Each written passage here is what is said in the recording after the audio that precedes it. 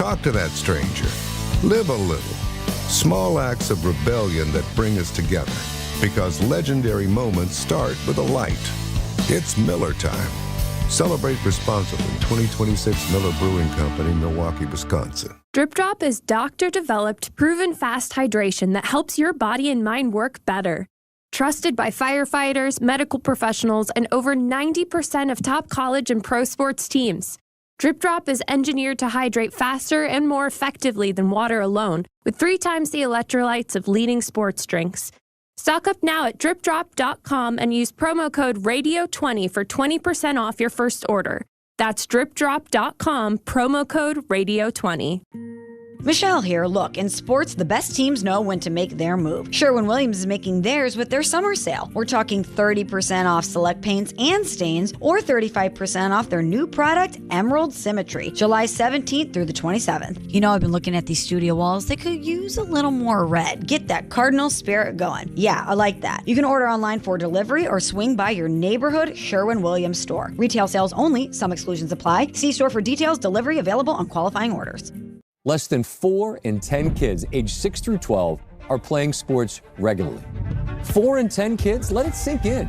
Just 4 in 10 kids. ESPN is building a nationwide coalition powered by Disney called Take Back Sports, with the purpose of training more coaches, expanding access, and creating community-driven sports programming that puts kids and fun first. We're working on that story. We hope you'll join us. Visit takebacksports.org to learn more. I'm David Ortiz. When I lost my mom, she was only 46, and I lost my dad to cancer. It was the worst pain I ever felt. It made me think, what will happen with the people I love when my time is up? That's why I have life insurance. Ethos makes it easy. It's all online, take about 10 minutes, and you can get up to $3 million in coverage. Get your free quote at ethos.com/game. That's ethos.com/game. Paid testimonial. Time spent on application may vary. Online health questions required. ESPN New York is your home for the world champion New York Knicks. WHSQ and WCBS FM HD2, New York. Bart Scott. What the hell? Chris Carlin. Take a hike. We're good. This is Bart and Carlin. Buckle your chin strap. We about to bang. On ESPN New York and streaming live on YouTube. All right, let's go. Let's get to it. Ty Butler in for Carlin today, taking you into the weekend. 800-919-3776. That's the phone number. We know the deal. At Ty D. Butler. That's where you can find me on Twitter, Instagram. Hit us up. We're streaming live on YouTube. 3 hours of fun. We've got my man Justin Pennick of Talking Giants, John Boy Media. He's going to pull up at 10:30 a.m. To give us the lay of the land in Giant Land. And so I'm excited to do that. A whole lot to do. Yankees and Mets both off yesterday, so it felt weird not having any baseball. But we'll talk about them. They're both back in action. Before we get to the sports, I got to start with my morning. And I am pleased to announce we've got no MTA complaints because I did not travel to the station this morning. Maybe I shouldn't admit that out loud in case John Winthrop is listening. Didn't travel into the station, so no MTA complaints to start the show. I did have to drive my kids to Brooklyn, and no traffic. So I didn't have the road rage situation going on. I had to drop them off with the babysitter, my grandmother. Shout out to her. Being able to take care of them this morning on such short notice. And, it's cool. But here's the thing that happened, and it struck me as like, if we're playing the something or nothing game, it's something. And so I get a text last night from Cassie, my wife, as we were trying to set up the plans for today. She's got to get to work. I've got to do the show. And so the kids need to be taken care of. And, we already have figured out where they're going. And so she says to me, hey, just so you know, I need you to be back home by 8:45. Because my first case, she deals with kids with disabilities, does one-on-one sessions, so she's traveling around. She says, my first case is at 9, but I do have to stop and get coffee before I get to the case. And I said, sure, no problem. And all the parents out there will understand this. When it is a day where you need your kids to be awake at a certain time, they'll sleep in. The moment it's the weekend, there's no plans, they're up at 6:30. Now, to Noah, my oldest, his credit, he was up, brushed his teeth. I get home from the gym, and he is like doing his thing. Cool. Maverick knocked out. And so what I found to be curious was the entire morning routine. I'm getting the kids ready, put the clothes on, breakfast, packing lunch and snacks, doing this for the whole entire day to make sure they're appropriately taken care of. Cassie doesn't lift a finger to help your boy. And so as this is going on, I'm thinking to myself, I find, and maybe this, I don't know, maybe I'm overrating this. I find that the process, for someone who has a deadline, I find that this process would be easier, would be faster, would help you hit your deadline if both of us are involved in said process. The fact that I'm, manning the whole operation makes it much more difficult. I didn't say anything. I was thinking it, but didn't say much. He's still in bed. And I told you, I'm taking care of all of it. And it's a hustle. It's a grind. Because if you got a 5 and a 3-year-old and one of them just woke up, it can be chaos. And so having to deal with that, worried about the radio show, trying to get back in time, I could use some help. Didn't get a bit of it. Not a single ounce of help. And so this is how we know. Now, people say driving can be therapeutic. Just a late night drive, clear your mind. I'm headed back home to again, reach the 8:45 deadline. And I thought to myself, what is going to set us up best for happiness? You don't want to start the weekend off on the wrong foot. And so I canned, make a slick comment when I get back, and that could start some mess, start some drama, start some beef. Or what I can do is just pretend it never happened. So I thought about it, I processed it, and I would have you to know that the mature Ty Butler walks in the house, 8:44, hit the deadline, and the first thing I said to Cassie was, "You look gorgeous today. You smell fantastic." Gave her a nice little kiss, wished her, a nice day. She goes on about her business. And so that car ride allowed me to show up what's the word? Someone who engaged in therapy. Feeling like it, healing taking place. Went against the grain, went against what I wanted to do, sent my lady off, and now she's happy, the kids are happy, and I feel better. I just want to start any problems. You don't want to start any problems. And so I did what I had to do. And I show up today ready to talk some sports, and I do just got to give myself a pat on the back. So shout out to Ty Butler for the maturation that he put on display this morning. Got the kids ready, drove them to Brooklyn, arrived back on time. Cassie gets to work, and now we're here ready to cook for the next 3 hours. 800-919-3776. You know how they say sports talk radio is similar to like just chopping it up with your friends at a bar. You kind of, got to clean it up a bit. You don't want to be, the uncensored version of that. But it's similar to chopping it up with your friends at a bar. And so last night, we finished the TV show on SNY Sports Night at 11:30. There's a rule in place. Our bosses want us to stay till 12:30 in case we get Yankees or Mets breaking news, trade deadline. Both teams expected to be active for different reasons, but they want us to stay an hour later, in case something like that happens. And so we've got 11:30 to 12:30.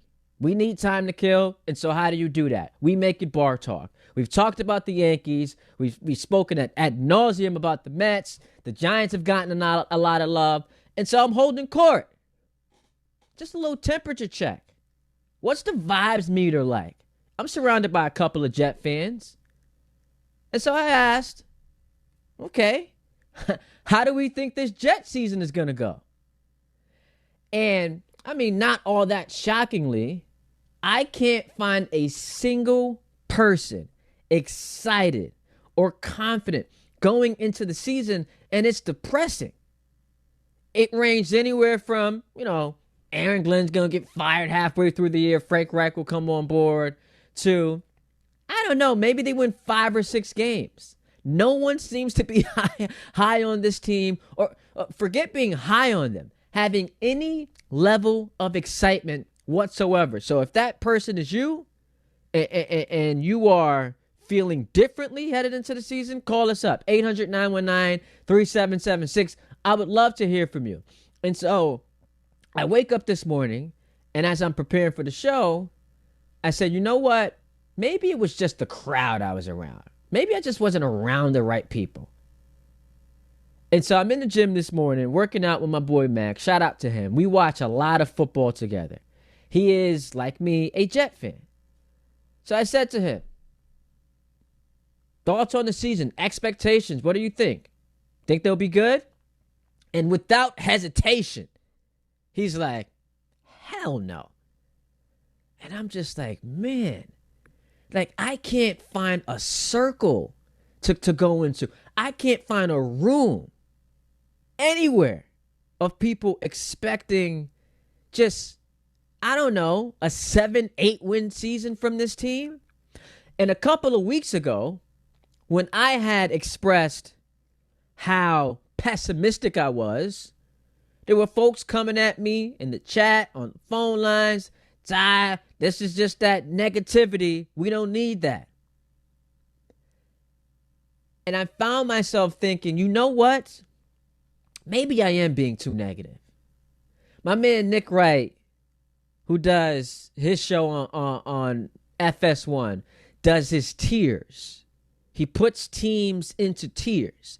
And the Jets tier on the bottom rung was captioned, already looking ahead to 2027. And it was like the Jets, the Browns, the Dolphins, and I want to say the Raiders was on that bottom rung tier.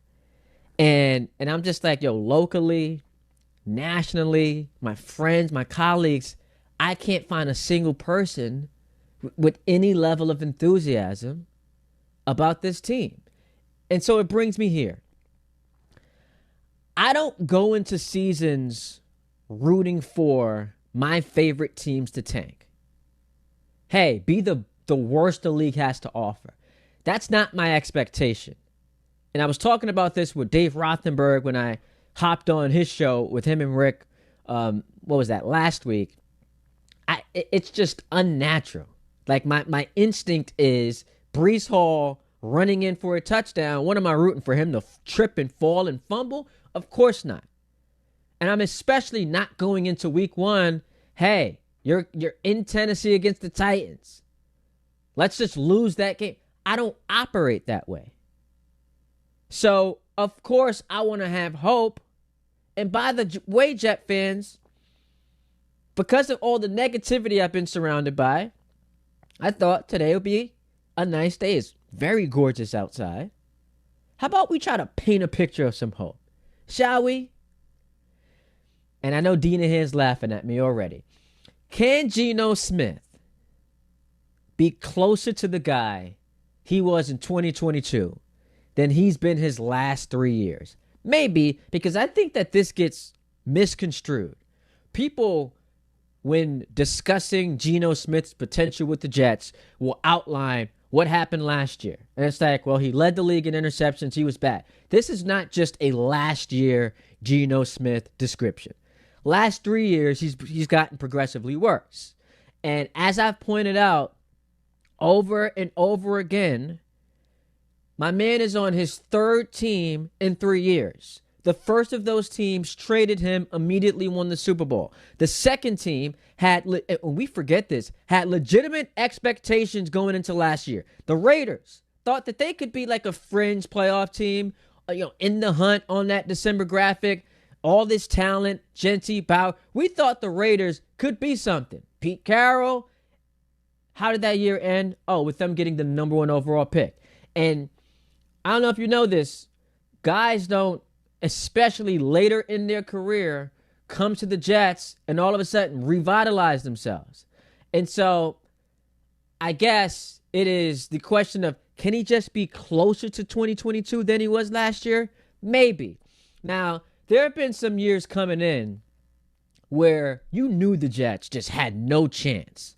No chance. Because they were bereft of talent. You looked up and down that roster, and you couldn't find one player you thought would be impactful. Who's the one guy that on NFL Countdown on Sunday will be discussed? Who's the one guy on NFL Live they'll be highlighted? You couldn't find one player on the roster. I don't believe that's the case this year. On both sides of the ball, not only are they improved, but hey, I see some playmakers. I do see some playmakers. We're raving about the offensive line being the best and most stable we've seen in 15 years. Raving about it. Geno, who we know can get the ball down the field, which, we're not accustomed to based on what we saw last year from Justin Fields. He can't get the ball down the field. And so he has some options in Taylor, in Sadiq, in Wilson, obviously, and Adonai Mitchell. And while I do feel like, and it pains me to say this because I'm complicit, we've started to overrate a touch, just a tad bit. Breece Hall, he obviously is a tremendously talented running back. And the defense, can you be any more embarrassing than you were last year? You can't. 4 takeaways the entire season. It is going to be hard to be that bad. Got it. So there is certainly a conversation to be had about this team being better. And ultimately, it is going to come down to this. What does the head coach look like in year 2? Has he learned from his mistakes? Was last year about him being so overwhelmed and having to carry the burden of, the playoff drought, losing season after losing season, and the fans all over him? Was he overwhelmed by the job, the recent history, and maybe he underestimated the magnitude of, what a week 1 victory would have done, and the pressure, and is that something that, with experience under his belt, has dissipated? Or is the answer, man, he's just not good he's not that good of a head coach? Maybe that's the answer. And with that, you can, if you're looking to be optimistic, sell people on 6, 7, dare I say 8 wins. But then when I rethink the exercise, I'm really counting on 35-year-old Geno Smith to be the engine of the turnaround. That's what we're doing here. I'm sitting here putting all my eggs in the basket of Aaron Glenn. Do y'all remember watching Jet games last year? Do y'all remember how many times we questioned if this team was ready to play at kickoff? Are we going to pretend the mistakes didn't show up every single week? And I get tired of hearing about how talented the team. I feel like I've been hearing about the talent on this roster for 3 straight years. Now, the counter to that is it's the most talented they've been in the 3 years. But every year is the most talented they've been since blank. And so I'm tired of it. But I want to know from the people today. Is there a path to a surprise season for the New York Jets? 800-919-3776. Let's go to the phone lines. Patrick Huntington, bats lead off on the show. What's up, Pat? What's going on? First off, love the show. You're great on the weekends. Movie, if you haven't seen it, Confidence. And then I'll get to the Jets. Okay, let's write it down. Confidence. My optimism. Gotcha. Confidence. It's a good one. So my optimism with the Jets is, right, we have an established, effective offensive coordinator who's effective as a quarterback in the league as well. So now, if he's going to know how to utilize the talent. I'm not looking at Geno to be the driving force. I'm looking at Geno not to make mistakes. And, like, Bill Belichick, as long as we don't lose the game, and then from a defensive standpoint, if Aaron Glenn can focus on that, and from his track record, you would think he'll be effective because Detroit's defense was effective, and then for whatever reasons, they went south when he left, injuries, whatever trades.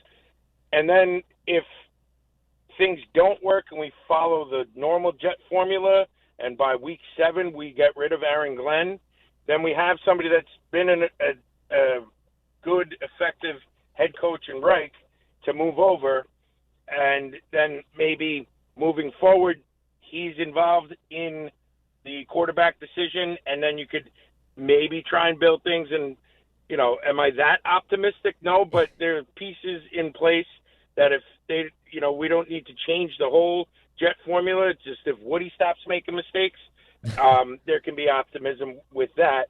And if our defense plays to the potential, we don't need to ask Geno to do what was Sam needed to do to win the Super Bowl. Geno's on the tail end of his career. Can he be effective? Yes, but when he can't do everything like he was when he was in the MVP race in Seattle. And if we have better line play, and the defense is close, the long ball opens up, and then you got, Mitchell down the side. There's, like you said, there's the talent, and I think we got the right guy in the offense to utilize it. And if Geno is more mature, it doesn't look like what happened in Florida, but if he listens to Reich's tutelage, I think there could be a surprise.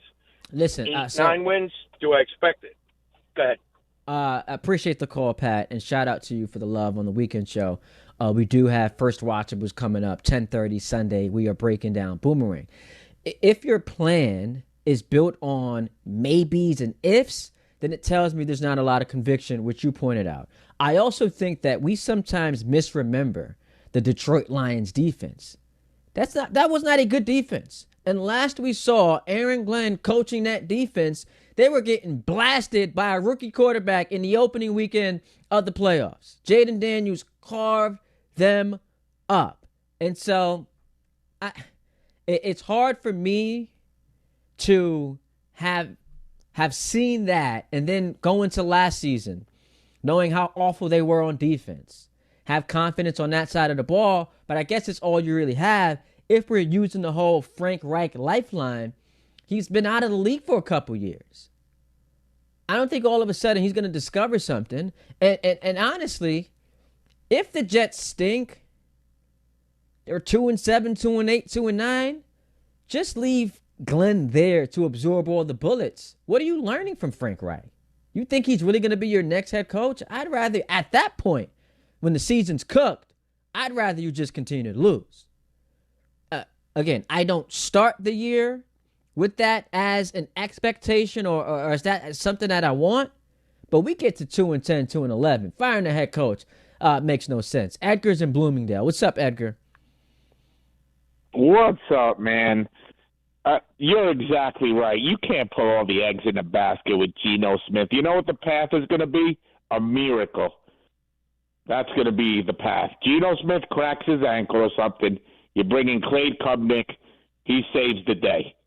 That's the miracle plan for the Jets. Oh, man.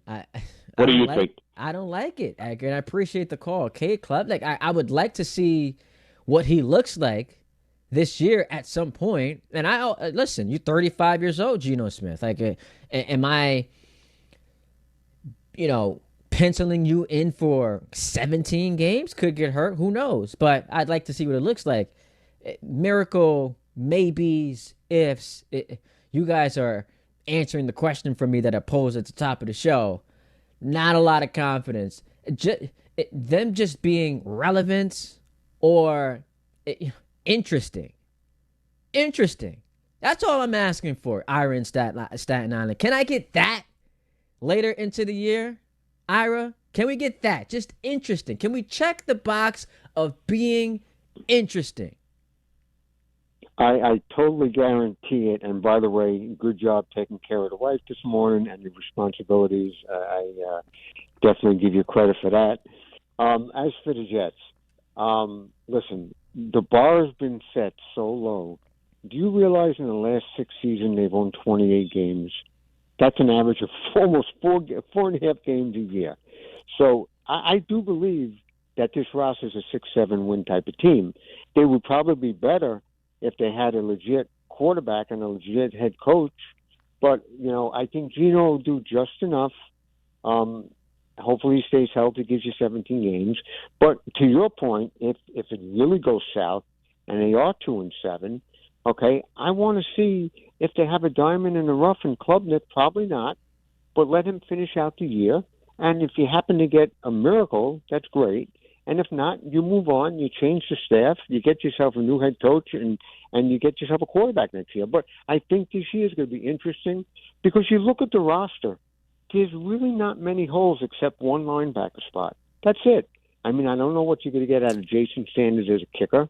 Yeah. But you mentioned earlier the offensive line, Bruce Hall, the roster on paper looks like it's a legitimate, interesting NFL team which should be somewhere between 6 and 8 wins. And now it's all going to bank on whether the head coach has that in him to get that out of the team. And if Gino could be smart, not get into trouble, and play decent football, I think it'll be an interesting season. And after the crap we've watched, I think after the garbage we've watched the last 6 years, 6 or 7 wins to me is a good year. That's like winning the Super Bowl, my man. I appreciate the call. We popping champagne if they get to 7 wins, but I do find it very telling, and we'll hit a break here.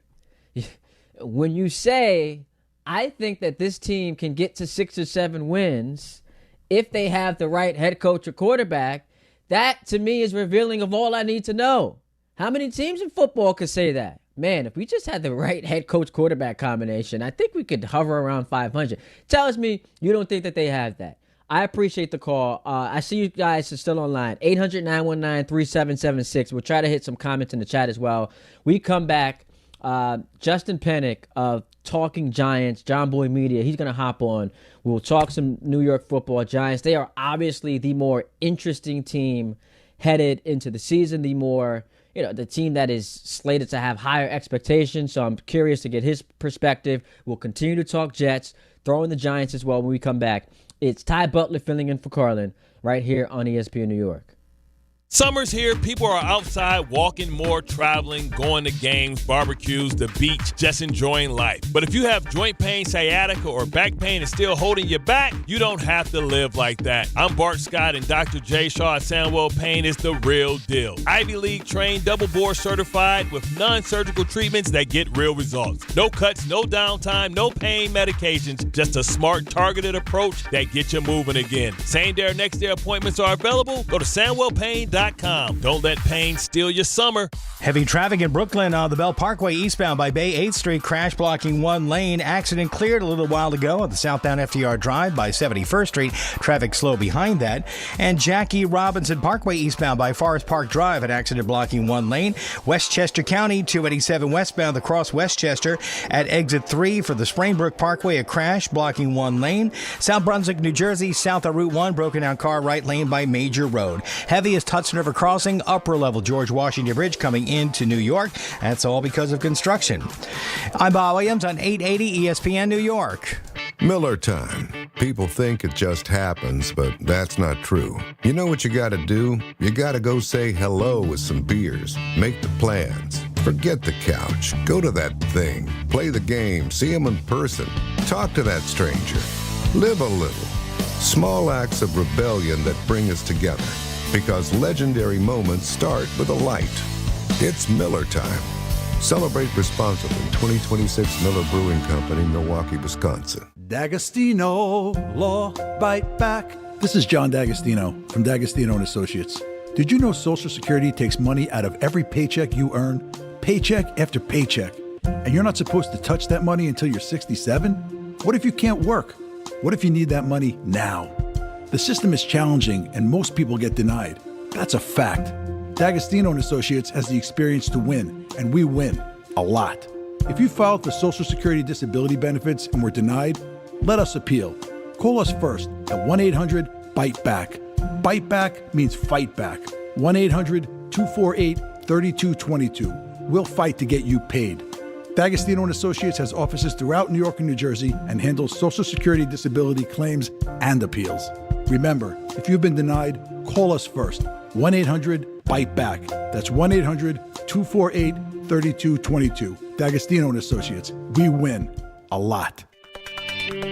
Tricon Construction is growing across New Jersey, delivering larger, more complex commercial projects with the precision today's developers expect. Because when the timelines, capital, and reputation are all on the line, you need more than a contractor. You need a true construction partner. Tricon brings experienced leadership, disciplined project management, and a team built around accountability and execution. From planning to completion, they build with purpose, professionalism, and pride. For serious commercial projects, build with Tricon. Visit triconbuilds.com. That's triconbuilds.com.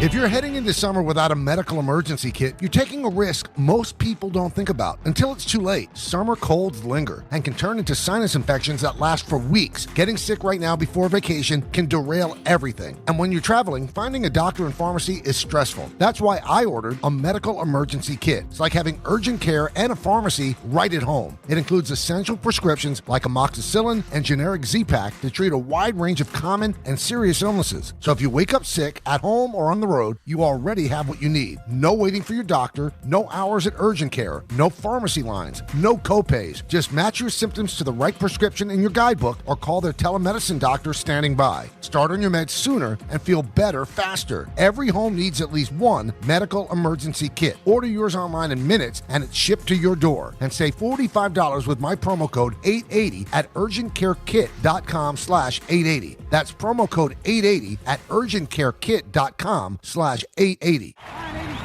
Everyone needs to take care of their mental health, even running back Bijan Robinson. When I'm on the field and feeling the pressure, I usually just take a deep breath. When I'm just breathing and seeing what's in front of me, everything just slows down. It just makes me feel great before I run the play. Just like Bijan, we all need a strong mental game on and off the field. Make a game plan for your mental health at loveyourmindplaybook.org. Love your mind. Brought to you by the Huntsman Mental Health Foundation, the Arthur M. Blank Family Foundation, and the Ad Council. I'm David Ortiz. When I lost my mom, she was only 46, and I lost my dad to cancer. It was the worst pain I ever felt. It made me think, what will happen with the people I love when my time is up? That's why I have life insurance. Ethos makes it easy. It's all online, take about 10 minutes, and you can get up to $3 million in coverage. Get your free quote at ethos.com/game. That's ethos.com/game. Paid testimonial. Time spent on application may vary. Online health questions required.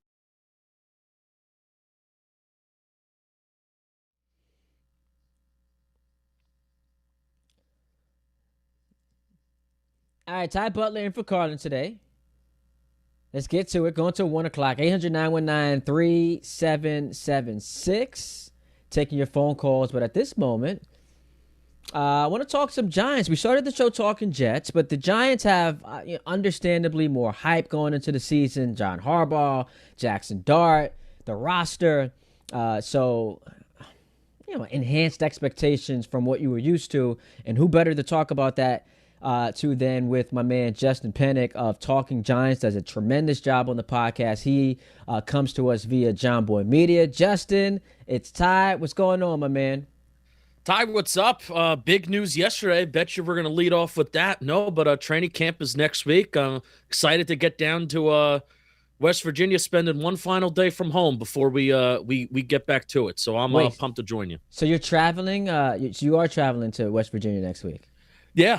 3 days that are open to the public. I'll be there at West Virginia along with. I think there's going to be a lot of other Giants fans that are going to be traveling down there too to the Greenbrier. So pretty pumped for it. Big expectations, and it does help that when you get the news Malik Neighbors not on the PUP list to start training camp. There was a lot of trepidation about that second knee procedure, what it could mean. That does he miss some time? It's encouraging news. You don't really know what it means going forward, but obviously it's better than him not starting on the PUP list. Your thoughts? Yeah, it doesn't mean that he's going to be 100%. I know the fan consensus, especially online, is to get excited for it. I think it just gives the team overall more flexibility. That's the word that Dan Duggan used on Twitter yesterday. Like, just more flexibility where makes you feel better about his chances for week one, that he's not going to miss the first 3 or 4 weeks of the season, if he's on that PUP list. his ramp up will be a lot easier when he's not on PUP, and they'll have more flexibility to practice however they kind of see fit for him. So that's good news, especially a good sign for week 1 for Malik Neighbors. I'm not like standing up and cheering yet about his overall progress. When I see him actually running out there and getting involved in team drills, that's when I'm really going to get excited. But I feel better about his chances for week 1 than I did just a couple days ago. Absolutely. And, when you have a giant offense that, Isaiah likely, obviously, but just from the wide receiving core, not a ton of exciting weapons. And Malik, who we saw burst onto the scene, he's a walking highlight film. You get this type of encouraging news. What's your expectation for him, Dart, in that offense this year? Yeah, I think to start, they may be a little bit more run heavy, and it's going to be like John Harbaugh, ground and pound. But then as the season goes on, I want them to put more on Jackson Dart's plate. And I don't think for the whole year they're going to be just run heavy, because you have Matt Nagy, who's the offensive coordinator. He wants to throw the ball. Like even in Chicago with those bad quarterbacks, he did throw the ball a decent amount. Kansas City, obviously, that's the team that's been most pass happy, basically going, since Patrick Mahomes has walked in the door. I want them to put more on Jackson Dart's plate as the season goes along, and that even includes using his legs. But he does need to take a step up as a passer as well. But to utilize a run-heavy approach to start, as Malik Neighbors is still working his way back from injury, you can utilize the 3 running backs that you have on the roster. I think it's easier to kind of game plan for a running offense, and you have Greg Roman that's going to be designing hopefully some really cool schemes and things like that. Hopefully that'll just be kind of like the ramp up that the offense has to get started as the year goes on, and then they could put more on Jackson Dart's plate as the year goes on. So Kansas City, we have seen them the last 2 years. Their passing attack just hasn't been the same. And maybe some of that is they haven't had the weapons. They've had injuries. Rashee Rice was supposed to be their number 1 receiver. He's had suspensions, and then he also got hurt. Xavier Worthy didn't become the guy we thought he was going to be last year. But, with Matt Nagy being their offensive coordinator, does it worry you a bit that we saw the best of Kansas City's offense before he arrived? Yes, it does. The thing that makes me feel better is that Greg Roman is here as the pseudo run game coordinator. That's not technically his title.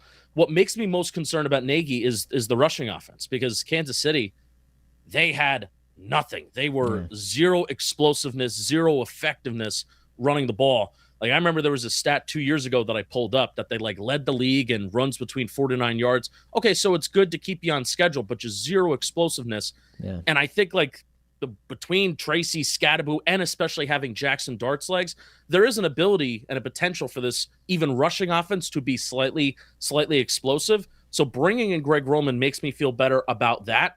But also the X factor in all of this, and we'll circle back to Malik Neighbors, is it doesn't take a genius, Mike McDaniel, Ben Johnson type of play caller to get the most out of a wide receiver 1 in Malik Neighbors. The guy's going to get open. The guy's going to dominate. And that could be the guy that takes this offense from maybe teetering around average to possibly even talking about, a top 10 offense in the National Football League. Combine that with hopefully a good and efficient running game that actually works, that isn't just based on volume, but is based on efficiency as well. So Nagy is a worry, especially with he doesn't really have ties to Harbaugh in any way. Greg Roman does.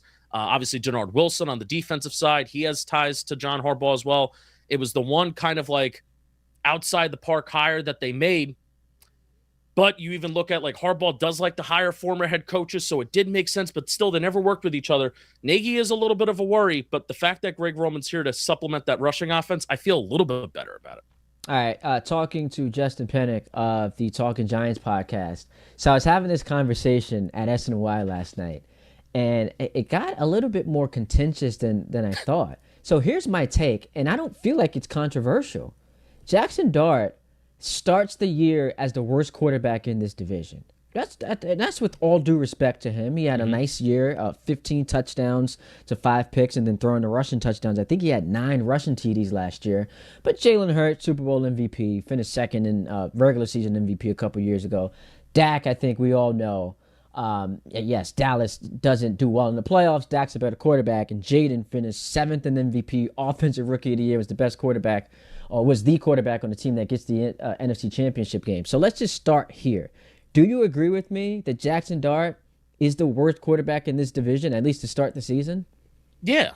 Yeah, because you have Jalen Hurts that's won a Super Bowl, Dak Prescott that had an amazing year last year, and then, like you said, Jaden Daniels, believe it or not, I think out of all 4 quarterbacks in the NFC East, I think Jaden Daniels has the highest ceiling. Like, he has the highest, wow factor in terms of his athleticism and arm talent.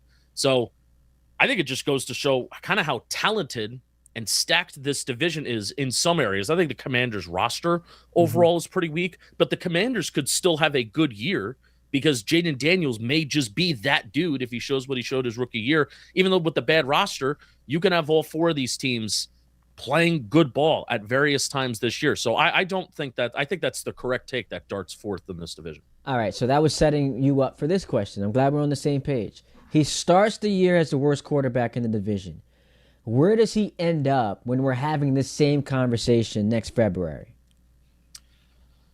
I think he needs to be 3rd in order for the Giants to have a decent year. Like, there's a good chance that if Jaden Daniels struggles with injuries again, and if the Commanders roster is that bad, I don't think it's good. Like, look at the skill positions they have, look at the offense that they have. It's not very good. So there's a chance that he's 3rd. Good chance that he's 3rd. But in order to, there's also a chance that any one of the top 2 in Hurts and Dak could slip, and then Dart can end up 2nd. And if we're ending the year saying that Dart is number 2, I mean, then I think there's a chance that the Giants are going to the playoffs. Oh, absolutely. If that's happening. If he's the second best quarterback in that division, it would mean that despite the tough schedule, he has proven he has elevated himself. And how does a team like that, with the second best quarterback in that division, with the teams that they're playing, how are you not at the very least in the conversation for being a playoff team? So yeah. I would agree with that.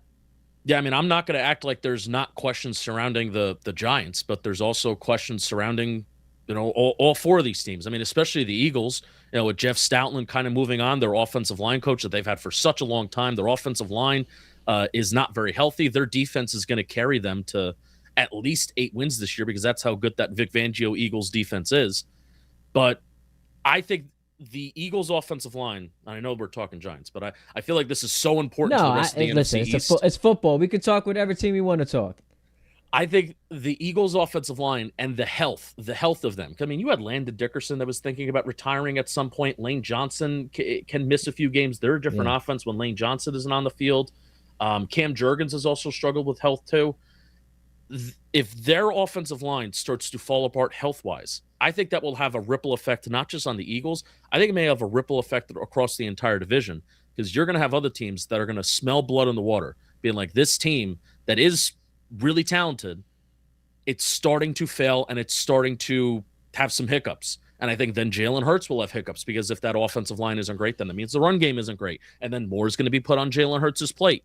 So I think the entire division will kind of feel that ripple effect, and they'll smell like, ooh, there's a little bit of blood in the water here. We maybe could take advantage of this. Yeah, a lot of pressure on Sirianni, who it feels like every year, despite being in 2 Super Bowls, he's coaching for his job. It feels like Hurts obviously, losing A.J. Brown, which could be a benefit because now it's the Stephon Diggs, Josh Allen thing. And I'm not saying Hurts is Allen, but it's, not having a force feeder receiver. It can open some things up. I feel like in every single year, week 1, a popular segment post week 1 is analysis versus overreaction. You don't want to take anything too aggressively serious. Man, it does feel like this game against the Cowboys is massive. Not just because you've got the Rams in week 2, but also it's Sunday Night Football. Mm-hmm. I like the poetry of John Harbaugh's tenure with the Ravens ended on Sunday Night Football. He's now back. It's a chance for this team, this organization, the quarterback, the coach, everyone involved to make a statement against the Cowboys, who I think will be awesome this year. Whether you like them or not, that offense is, can cook. It's just a matter of can the defense just perform at an average level. Right. That is a huge, huge game. I don't want to underrate or overrate, I should say, 1 of 17. But what a massive game we've got coming up in about 7 weeks here, Giants-Cowboys. Yeah, I mean, think back to 2023. It's, again, week 1, Sunday Night Football, you lose 40-0. And honestly, I don't think it's an overreaction. When you look back at that game, probably it was like, there's still a long season. They got their butts kicked. They weren't ready, blah, blah, blah. That was it. That was the end of the Giants season in 2023 when Andrew Thomas tears his hamstring after the first drive, and they think that their crap don't stink, and coming off that training camp where Darren Waller is catching balls everywhere, and then they get smacked in the mouth like that, 40-0. And the season ended there. And I think even some of the players will tell you that too. Like, it was such a reality shock where even if they don't win week 1, obviously I want them to win so desperately, so bad as a show, as a fan. I want them to win because week 1 is so vital for a lot of different reasons. And if you're a fan of a bad football team, you know how vital week 1 Listen, and I'm week 2 can be. I'm a Jet fan, so I know. If you're 0-2, you're basically done. Yeah. You're basically done. And then you're looking at it being like, another year, and it's done. And we're in late September, early October. So that's how important week 1 can just have such a shock of energy where, let's just say, even if the Giants don't win, right? Because there are going to be underdogs in that game. Dallas has continuity with their system, not on the defensive side, but the offense, they can put up a lot of points. Let's say they lose.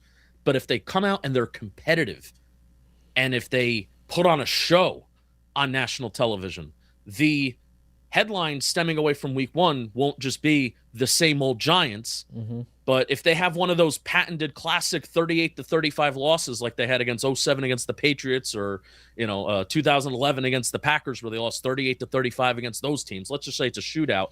The headline stemming from week 1 is Giants are fighting, the Giants may have a team, which even that I'll take. That's how low my week 1 bar is as a Giants fan. So if they fight and they show competitiveness, I will take promise away from that. Versus if they just lose and look totally uncompetitive, then I'm going to get these same thoughts of, here we go again. Is the season already over? Can I give you the worst case scenario, week 1 for the Giants?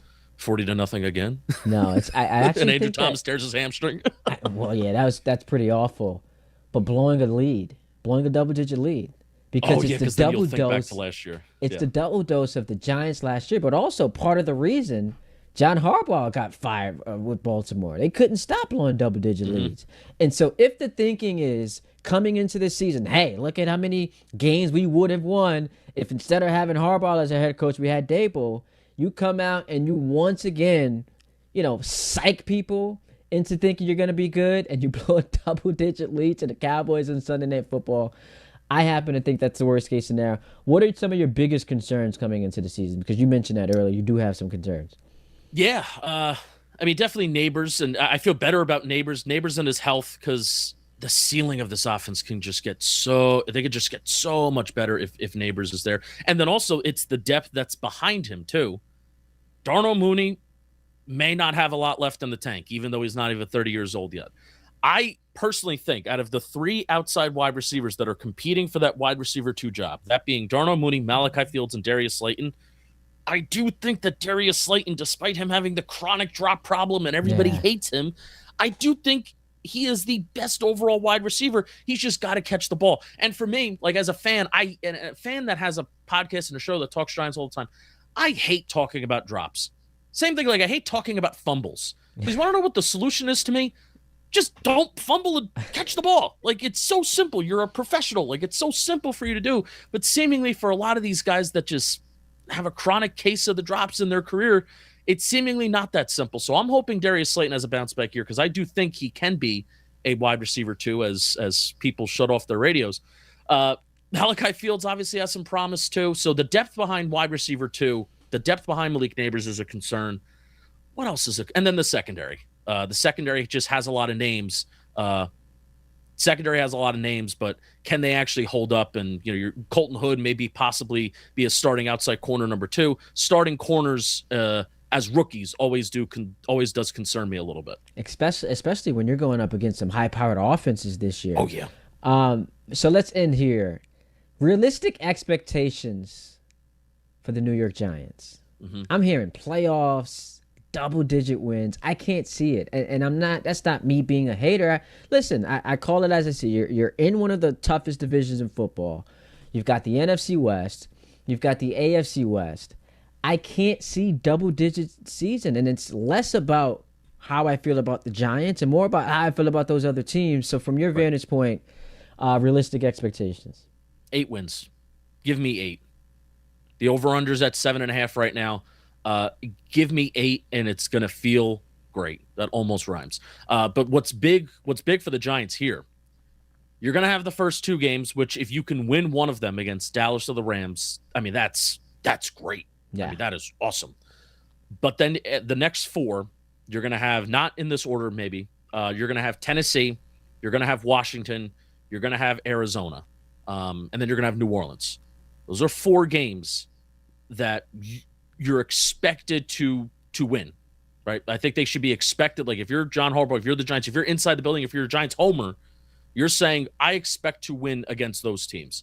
So then we'll be sitting 6 weeks in the season. Even if we start 0-2, if you're sitting there 3-3, or even if you go on a 4-game winning streak across those teams, then I think you're talking. So for 6 weeks of the season, if they're any worse than 3-3, I think that's pretty bad, and I think the rest of the season is going to be a struggle. If they're 3-3 or better after the first 6, then I may even increase that win total that I had of 8 preseason. I may bring it up to 9 or even get close to 10. Plug the podcast. When's the next time we can hear you? Oh, yeah. Episode came out actually yesterday. Talking Giants on YouTube, podcast, wherever you find it. We're in the offseason, we're going to go Mondays and Thursdays, and then in the season, we're going to go 3 times a week. Game reactions, Wednesdays, midweek pod, and then a game preview pod that comes out on Friday. Then the socials, too, Talking Giants, everywhere you can find us. So, Ty, thank you so much for having me on, man. This was a lot of fun. Oh, I had a blast, man. We'll definitely do this again sometime. I appreciate you, and if I don't speak to you before then, safe travels and enjoy training camp, my man. Thank you. That was Justin Pennick, Talking Giants podcast. Does a tremendous job. We take a timeout. We get back to your phone calls all over the NFL. You'll get to baseball. We'll get to baseball at 11 o'clock. So excited to do that, talk some Yankees. Cam Schlittler. It's Cam night in the Bronx. So we'll get into that. Ty Butler going to 1 o'clock. The K-Ster's back, not Michael K. Show. Back where he belongs, in his seat, right here on ESPN New York. Hey, Yankees fans! Join us at Yankee Stadium on Friday, August 21st, as the Yankees take on the Toronto Blue Jays. And don't miss Cody Bellinger Bobblehead Night, presented by T-Mobile.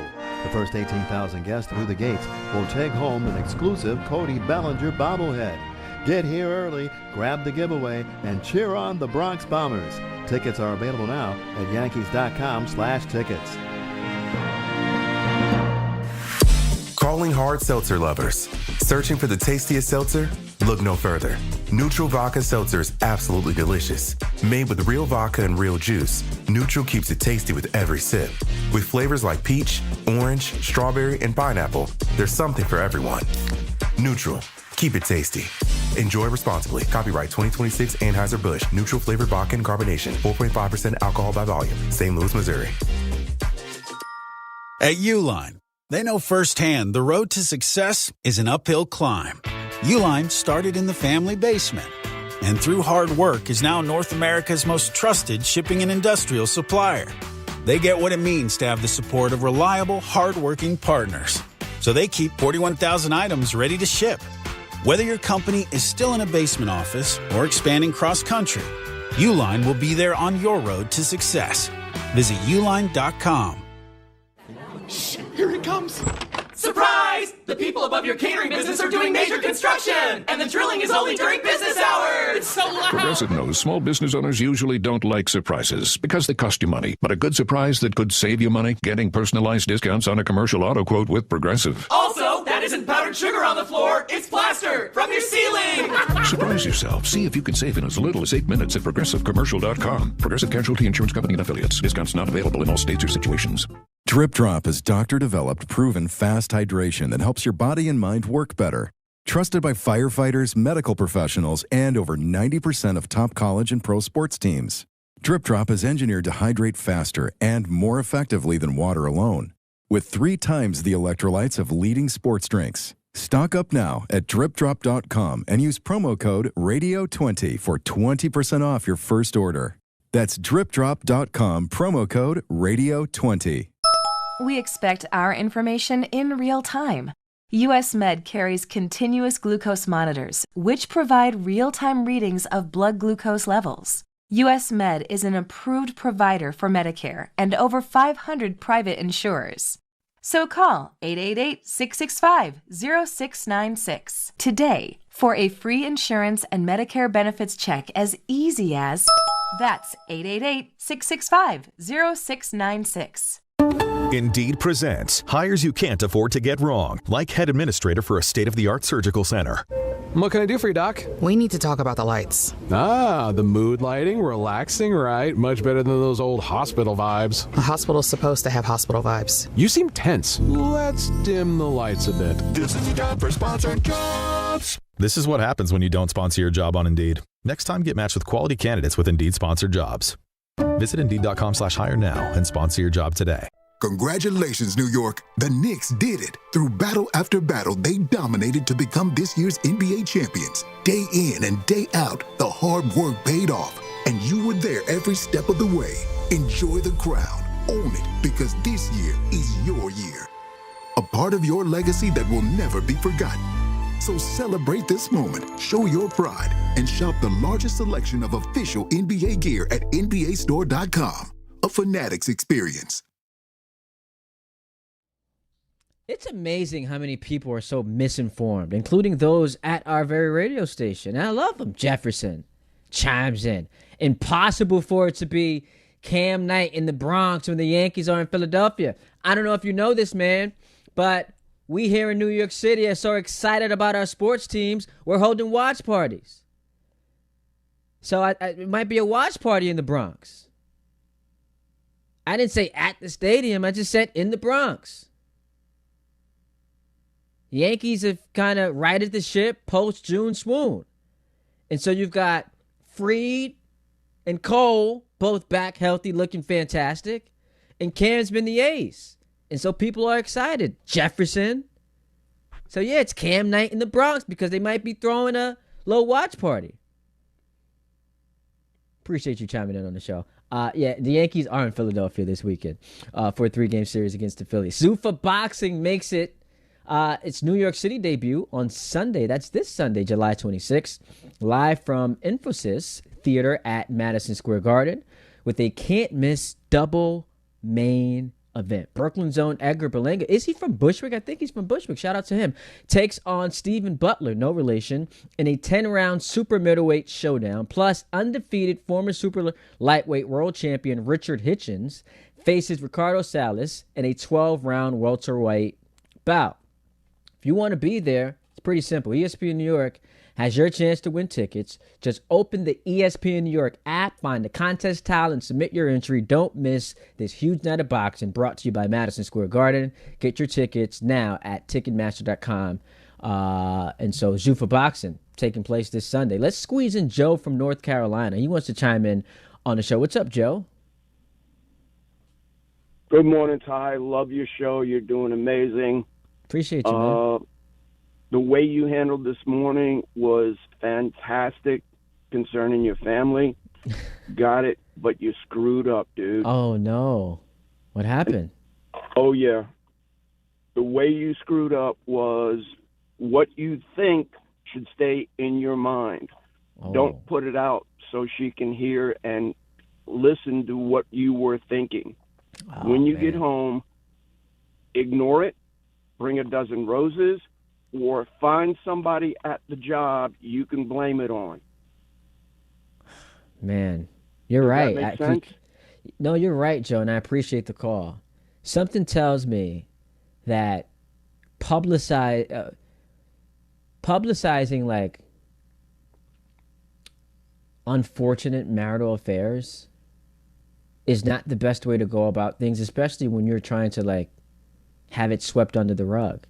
And so you might be right, Joe. That's a bad job by me. Hour number 2 coming up next. Ty Butler in for Carlin right here on ESPN New York. If you've been injured in an accident that wasn't your fault, then you need a lawyer who knows New York's unique personal injury and workers' compensation laws. At the Parisman Firm, they have decades of experience handling all types of accident cases and a proven track record of delivering huge results. Their team has already recovered nearly $1 billion for injured New Yorkers. From construction to car accidents and slips and falls, they've got you covered. Call the Parisman Firm now at 718-WORKERS, where your case is their cause. Get the justice you deserve today. When care matters most, experience matters more. The Allure Group is redefining rehabilitation and long-term care across New York with 6 convenient locations. Their expert clinicians create personalized care plans to help you recover, rebuild, and get back to what matters most. From short-term rehab to long-term care, Allure is committed to comfort, dignity, and results. To learn more, visit allurecare.com. The Allure Group, where care meets compassion. There are a million reasons to love New York. Making your budget stretch isn't one of them. According to an independent study, Amazon prices average 14% lower than other retailers. Get food, fashion, furniture, and more shipped straight to your building. That's how Prime members have saved over $2 billion on grocery and household items. Learn more at aboutamazon.com. Hi, this is Don LaGreca. Just like the New Jersey Devils bring intensity on the ice, Viking Pest Control brings the same level of protection to your home. And I know because I use Viking at my own place. The season may be over, but pests are always in play. So it's time to lock in your off-season defense. As the pest control provider and proud partner of the Devils, Viking delivers 45 years of trusted experience to keep ants, cockroaches, stinging insects, rodents, mosquitoes, and more out of your zone. And when you bundle pest control mosquito services, you score big savings. One call, one company, total peace of mind. Visit VikingPest.com. Protecting your home inside and out. This is a special notice to U.S. taxpayers owing $10,000 or more to the IRS. Tax Relief Advocates is urgently notifying taxpayers that tax relief initiatives are now available that may significantly reduce or eliminate what you owe. If you're afraid of an IRS lien, levy, or wage garnishment, don't lose hope. You can now take advantage of these current relief programs to end all collections, reduce the amount you owe, and resolve your tax problem. Even if you have years of unfiled tax returns or are already in a payment plan, you may still qualify for significant relief. Struggling taxpayers can now get relief they need during these hard economic times. A hotline has been established by Tax Relief Advocates for you to call and see what you qualify for. They are A+ rated with the BBB and have over 1,000 5-star reviews. Don't wait. Call 800-575-9087, 800-575-9087. That's 800-575-9087, or simply visit TRA.com. ESPN New York is your home for the world champion New York Knicks. WHSQ and WCBS FM HD2, New York.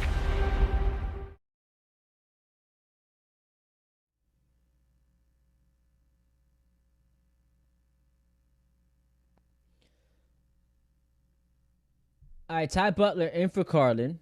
800-919-3776. 1 hour down. 2 more to play with on this Friday. Should be a gorgeous weekend here in New York City. And listen, at Ty D Butler, Twitter, Instagram, YouTube, we're streaming live. I can't tell you anything that I care less about than this Jose Caballero beef with the umpires in Major League Baseball. And I have to be honest, and maybe it makes me a bad talk show host because I should be on here as a Yankee fan, pounding the table. Utah should be able to conjure up, manufacture outrage about this.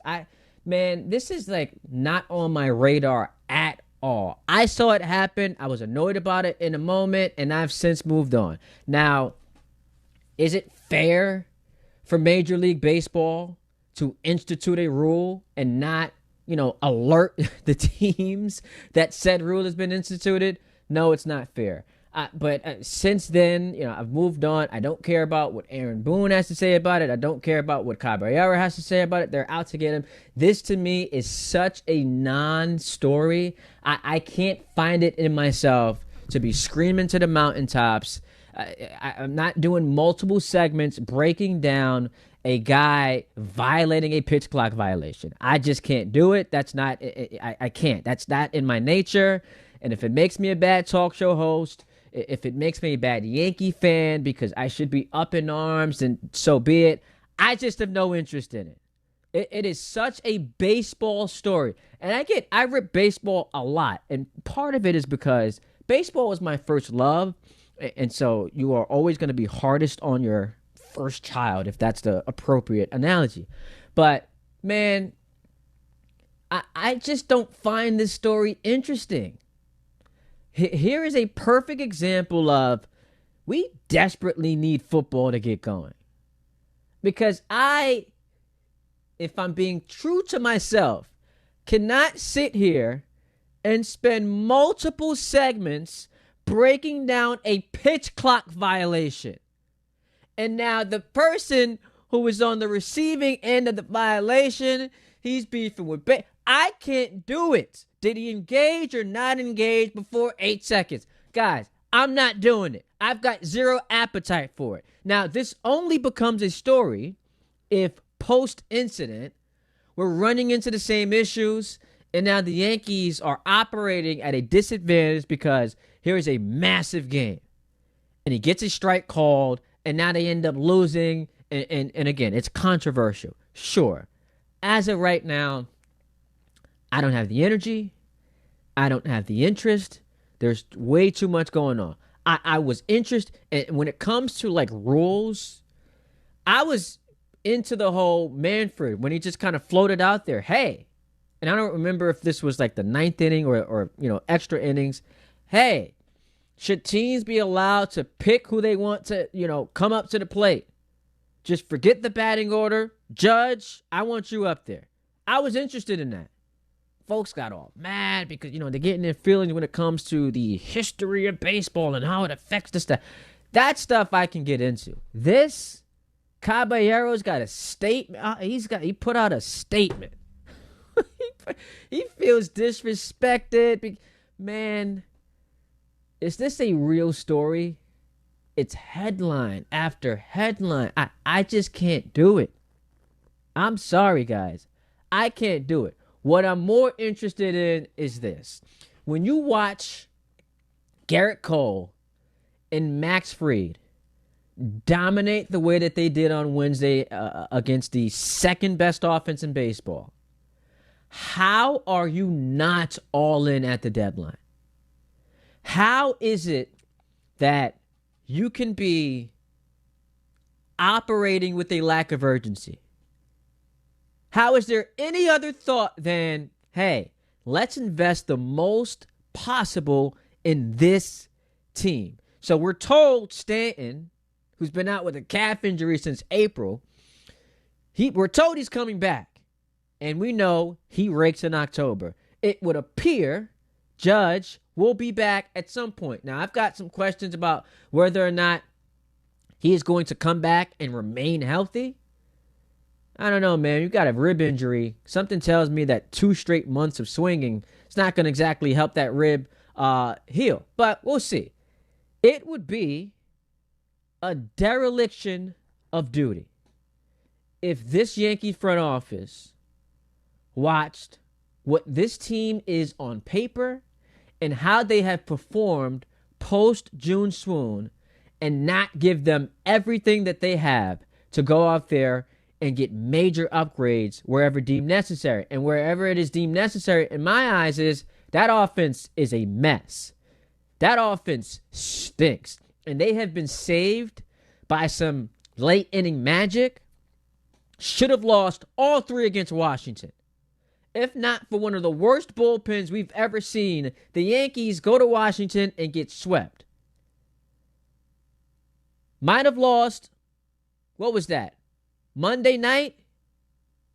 Or no, Wednesday night. If not for some late inning theatrics. Jazz Chisholm has saved him. So when it comes to crunch time, games close, the Yankees have shown the ability to have a flair for the dramatic. But since Judge has gotten hurt, and expectedly, this offense has been an absolute mess. Ben Rice notwithstanding. Cody Bellinger starting to wake up. I mentioned Jazz Chisholm. He's played better as of late. and you've gotten some timely hitting from Trent Grisham. They are a very clutch team. But overall, offensively, it's a hot mess. And I've said this before, but it is worth repeating. If you are going to sell us on October being a crapshoot, which I don't believe, but the Yankee organization seems to believe, or they have sold it to their fans, maybe as a way to make an excuse for why they've gone 17 years without winning a championship. But if you're going to sell us on October being a crapshoot, what you then can't do is throw your arms up and say, hey, just not our year. Injuries. Oh, no. That's not how this works. Because if it's a crapshoot, what you are telling me, the fan base, and the rest of the baseball universe is that all you got to do is get into the dance and you're a live dog. And once you're in the dance, every night, theoretically, you're going to have the starting pitching advantage. With Cam, with Fried, who was incredible. I get it's only one start, but he was incredible on Wednesday night. And then with Garrett Cole, who, yes, did lose Friday night, gave up the home run to Max Muncy, but it's been awesome in back-to-back starts, and it's starting to feel like he's getting back to, being Garrett Cole.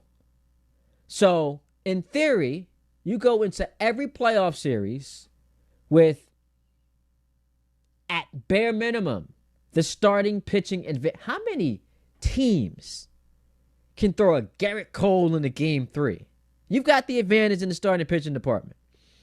And if that isn't enough to fire up the trade machine and to move with what I would call desperation and urgency, then you are telling your clubhouse they're not worth investing in, which I think would be a huge mistake. That would be a huge mistake. And so the Yankees ought to get to this trade deadline and say, you know what? Season hasn't gone the way we have expected. A lot of injuries. But we're 2 games back in this division. The American League is weak sauce. We need to capitalize. Because even without Judge and Stanton and their offense being a mess, they are still one of the best teams, not just in the American League, but in all of baseball. They have the 5th best record in baseball. And we talk about the National League and how dominant they are. Put them all together. American League and National League. The Yankees have the 5th best record in baseball. No Aaron Judge. No Stanton. Rodon's been in and out. Fried, lost him for a couple months. Despite all of that, lost Grisham. Jazz has had what he called a bad season. And despite all of that, you've got the 5th best record in baseball. So what does it tell you? I don't want to hear about injuries. I want to hear about urgency. I want to hear about you putting your money where your mouth is. If it is a crapshoot, then all you got to do is get in, player. Just get in. Because once we're in, we're cooking. We can win this thing. I see the Red Sox. I see what they've done. Had their 15-game win streak snapped, and now all of a sudden they're back into things. They're just 4 games behind the Yankees. I guess that side note, this means we could see Yankees-Red Sox in the wild card round in back-to-back years, which would be fun to see the Yankees pack them up again. But anyway, they're right in this thing. It tells you need to invest in them. And while we view the National League as the powerhouse, it's similar to how often, like in the NBA, we would talk about the Western Conference. Once you're in the World Series, as we saw with Toronto last year, you can win it. I didn't love you going into the finale of that doubleheader on the cusp of being swept. But hey, you proved you were competitive in the Friday night game, came down to one bad pitch, and then you won the nightcap with your bullpen outing.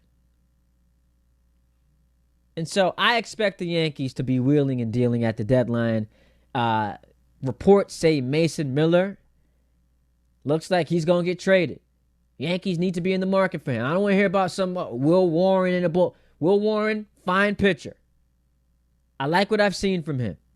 And we've been teasing him going to the bullpen all year because, it was when Cole came back. He was going, and then injury after injury, these things kept happening.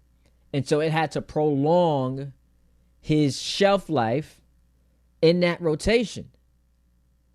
But go up there, and their bullpen, by the way, has been great. I think they have the best bullpen ERA in the American League. But you do need some more strikeout guys. I love Fernando Cruz. I love his fire. I love his passion. But most importantly, the performance against the Pirates notwithstanding, I think that dude, he is a tremendous, tremendous reliever. Obviously Bednar, Tim Hill. But I do think the Yankees can go out there and get another reliever to help solidify this bullpen. The rotation, we know, when whole, is fantastic. And now it's about upgrading that offense. Because when the Yankees are healthy, we have questions about, can they score enough runs in the postseason against elite pitching? Can they do it consistently? Can they do it round after round after round when they're healthy? And so now that they're not healthy, those questions intensify. Stanton, I remember I was on doing post-game shows for the Yankees during that 2024 run. And I said, because of what we've seen from Stanton, I really don't care if he plays in the regular season. If you want to just give him and this is worse, but the Mitchell Robinson treatment where it's just just be healthy and fresh for the playoffs. I'm fine with that. But I do find it a little off-putting that he's been out since April with a calf injury. And it is the magnitude of it grows when Judge is not out there. Because at least if, Judge is playing, it's all right, you've got the best player in the sport. It can kind of mask some of those offensive struggles. For Cody Bellinger to have had a down year, and yes, he's turned it on of late, but this was not the season we were expecting from Cody Bellinger. All of that put more pressure on the top guys in that lineup, and now we're looking at the final five, and it's automatic out after automatic out. And so I think the number one priority headed into the trade deadline has to be addressing that offense. And we'll see what the Yankees can do. 800-919-3776. My man Danny's in Long Island. What's up, Danny? Football and baseball, I love it. But first of all, because I'm loyal to my friend Ty, I have to say that when I called up, I said I want to speak to the great Ty Butler. And the screener said, you mean, how about just regular Ty Butler? Oh, man. I said, he's wow. Hater. He's a hater. Just like that. Imagine that. That Dean is Listen, a I can't hater, disagree. Man. Can't disagree with anything that you said about. I want to talk about the Jets, by the way, but the Yankees. And the thing is, a baseball lineup is not 9 independent parts. It's 9 people in a lineup. It's 27 people in the roster. If the starting pitching isn't good, the bullpen suffers. Everything builds upon everyone else doing their job. And when you remove the heart of the body, which is Judge, and you might actually, I don't know what part you want to say Stanton is, but when these guys have great years like Bellinger, there's a reason why. Because you get Aaron Judge on deck. And when Aaron Judge is not on deck, nobody's afraid of Bellinger. So all these guys, the whole Yankee puzzle is contingent on Judge coming back healthy and having a great postseason. And Stanton, who's still a phenomenal postseason ball player and a presence in the lineup, having his usual postseason numbers, which he was actually good last time. He's been very good for the Yankees in the postseason. It's Judge who hasn't held up his thing. But last year, and I'm not a Yankee fan, but I use the word we, and 7, 8, 9 were automatic outs. Well, 7, 8, 9 is still automatic outs, but you lost the heart, and because the heart isn't there, everybody else is almost an automatic out. But as you said, when you have that pitching, and the other day they started Cy Young Award winners in both ends of a doubleheader, and that don't happen too often in life. Yeah. So when any series the Yankees go into with that pitching, because, Matt, usually you get through the first round of a playoff, and then the second round, your number one might not be available to the second or third game. The Yankees have a number one ready to go at any point. Yep. You know, the only person I wouldn't want to see start for them is Rodon. He's a little low on the list. He has been shaky in the playoffs, and he's sweating profusely, gives up that big 3-run homer. You know, he always looks like he's ready to have a nervous breakdown. But, you know, Fry looked so cool and composed that day, like an artist on the mound. He looked like Maddox. I mean, it reminded me of, you know, just that every pitch had a purpose. Every pitch was where he wanted. He had them doing what he wanted them to do, and that's not easy in this day and age with the strike zone being so small. But any series the Yankees are in, they are favored to win. Now, as far as the Dodgers are concerned, yeah, if the Dodgers make it to the playoffs, and believe me, I'll pay right now to see Dodgers Phillies in the NLCS, because you look at those two rosters and those pitching staffs, those are two incredibly built teams with great pitching. And then you look at the Yankees and you look at their support players. Who's the Max Muncy on the Yankees? Max Muncy, by the way, who's now 5th all-time in the history for the Dodgers with home runs. Where did that happen? You know, they have so many good players in support that it doesn't have to necessarily be Ohtani. Same thing with the Phillies with Harper. It doesn't have to be, you know, they win games when Schreiber strikes out 4 times. The Yankees don't have that situation. If Judge doesn't hit home runs or in the playoffs, they're not winning. So those other teams have so much depth, so impressive. That's the problem, Danny. I appreciate the call. First, I want to hit on this, what you said about Rodon. I am 100% with you. I was at whatever game, I think it might have been game 2 of that division series where he just kind of fell apart. And the fear with Rodon is no matter how great things are going, you are just like 2 minutes away from it just completely coming apart. Like, just completely. He can be rolling through 4 innings and then he has a meltdown in the 5th. And so I like you, I've never been sold on Carlos Rodon. We'll see if this is the year he gets in the playoffs and you know, because he is now lower on the depth chart, if you will, a little bit less pressure, and he's able to figure it out. As far as the explanation for what you had about Cody Bellinger, here's what I will say. I get it, man. He's not facing, you know, it's a little bit differently when you have other guys to pay attention to and not just other guys, the MVP of the league. But explain how Ben Rice has excelled. Ben Rice has been awesome with no Aaron Judge.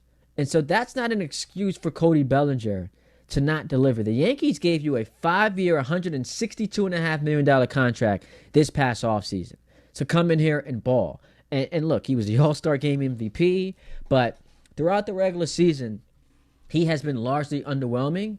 And you mentioned, well, who's the Max Muncy of the team? When healthy, they should have a loaded lineup with Stanton, with Judge, throw Cody in there, and Ben Rice are your 4 like guys that you expect to deliver. And then there's Grisham and Jazz. You know, like so you do have guys that at least are expected to deliver who haven't done that. And maybe it'll change, maybe it'll flip a switch when these guys get healthy. But you want to see it before then. And that's why we are so focused on, and we'll talk about him next, George Lombard Jr., because when you saw he wasn't playing last night, moving around on social media, Yankee Twitter was like, uh-oh, eyes emoji. Could this mean he's getting called up? Could the next time he have it at bat be in a Yankee uniform in the majors this weekend in Philadelphia? Then we quickly learned that was not going to be the case. So 800-919-3776. Let's take a timeout. We come back. I do want to talk about George Lombard Jr. and why I think that they should call him up immediately. Ty Butler, we're going till 1 o'clock, leading you into the Michael K. Show. Michael K. back today, going from 1 to 3. So we'll do that right here on ESPN New York.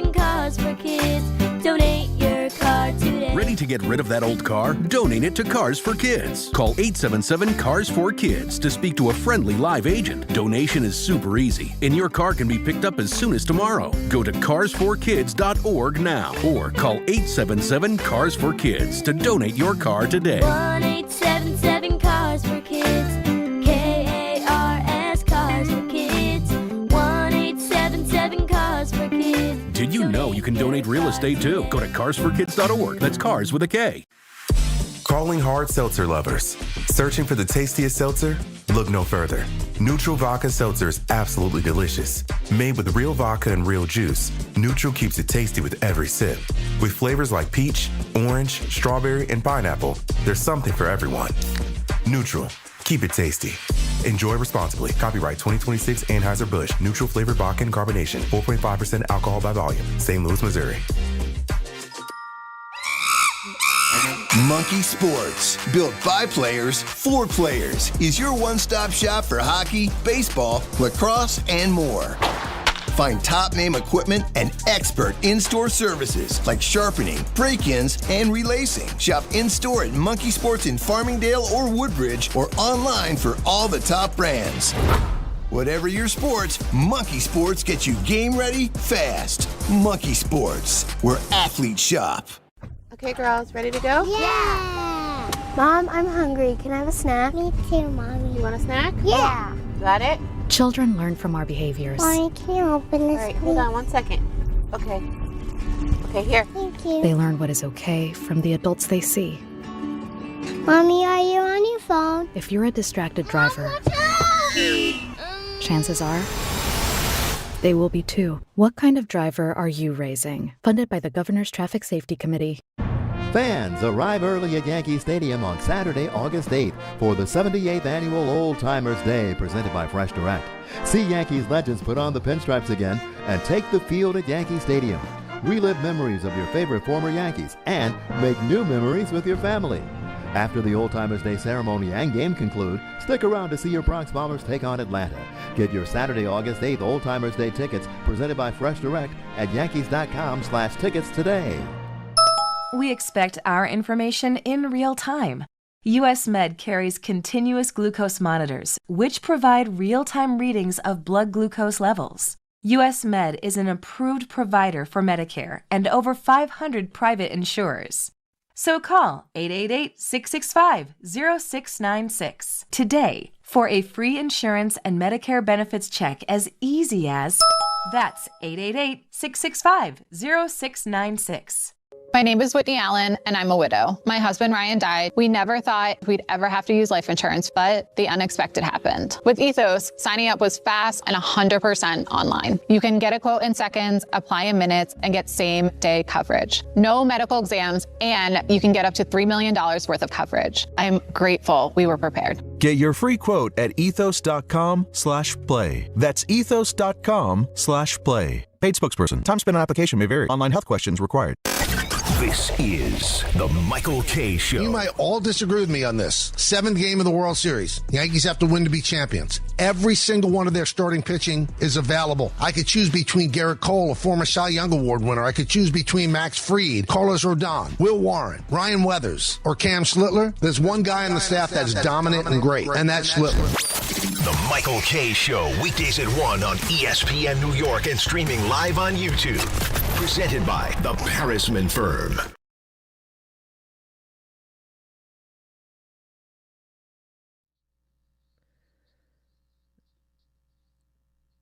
Oh, I love it.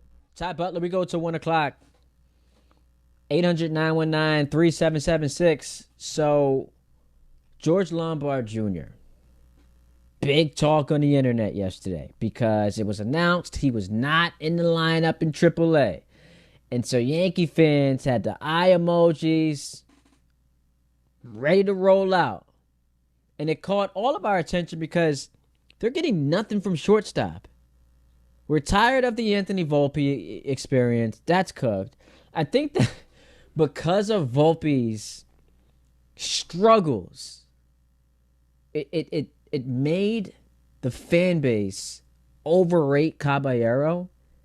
He is not the starting shortstop of a team trying to win the World Series. He's a nice player, nice utility guy.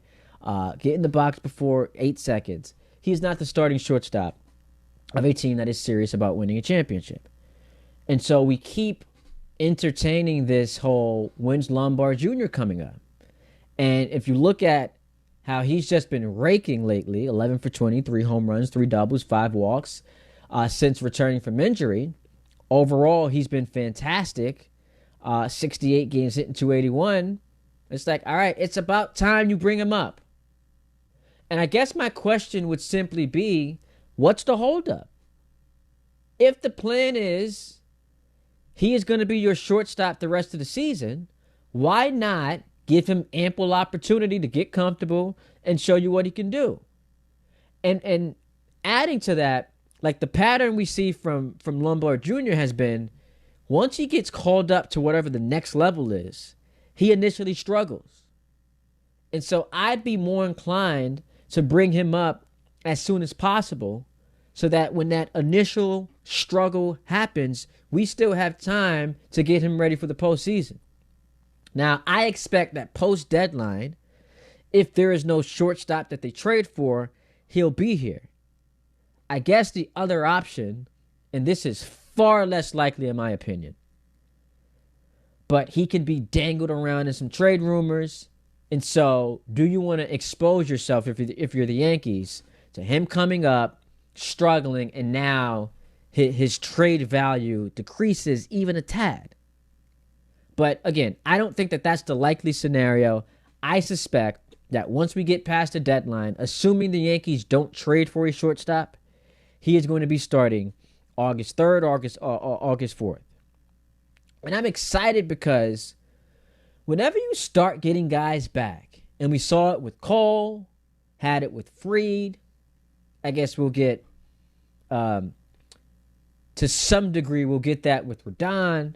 Don't know how much fans love him.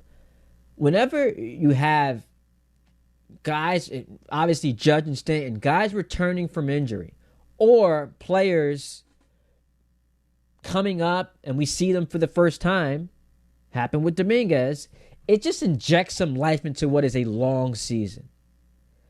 And on top of that, and I've said this many times, I view the regular season differently now. In the past, we had, as Yankee fans, the privilege of, wake me up in October. Nothing really matters. We get to October, that's when it's money time. And I think that last year humbled me because watching them barely miss out on winning the American League East cost them, in my eyes, it legitimately cost them a chance at contending. I don't want to play extra playoff rounds. I don't want to have my starting rotation compromised, and I get like Fried, Cole, and Schlittler. Regardless of what the order is, you're going to be fine. But I just don't want to have to play extra games. So I win this division, I get a bye, and now I'm cooking the rest of the way. And so it puts an emphasis on the rest of the regular season. I was asked last night during the TV show, like, how big of a series is this for the Yankees going into Philadelphia? And I said, it's a massive series, but I could say the same thing about every series coming up because they're still trailing in this division.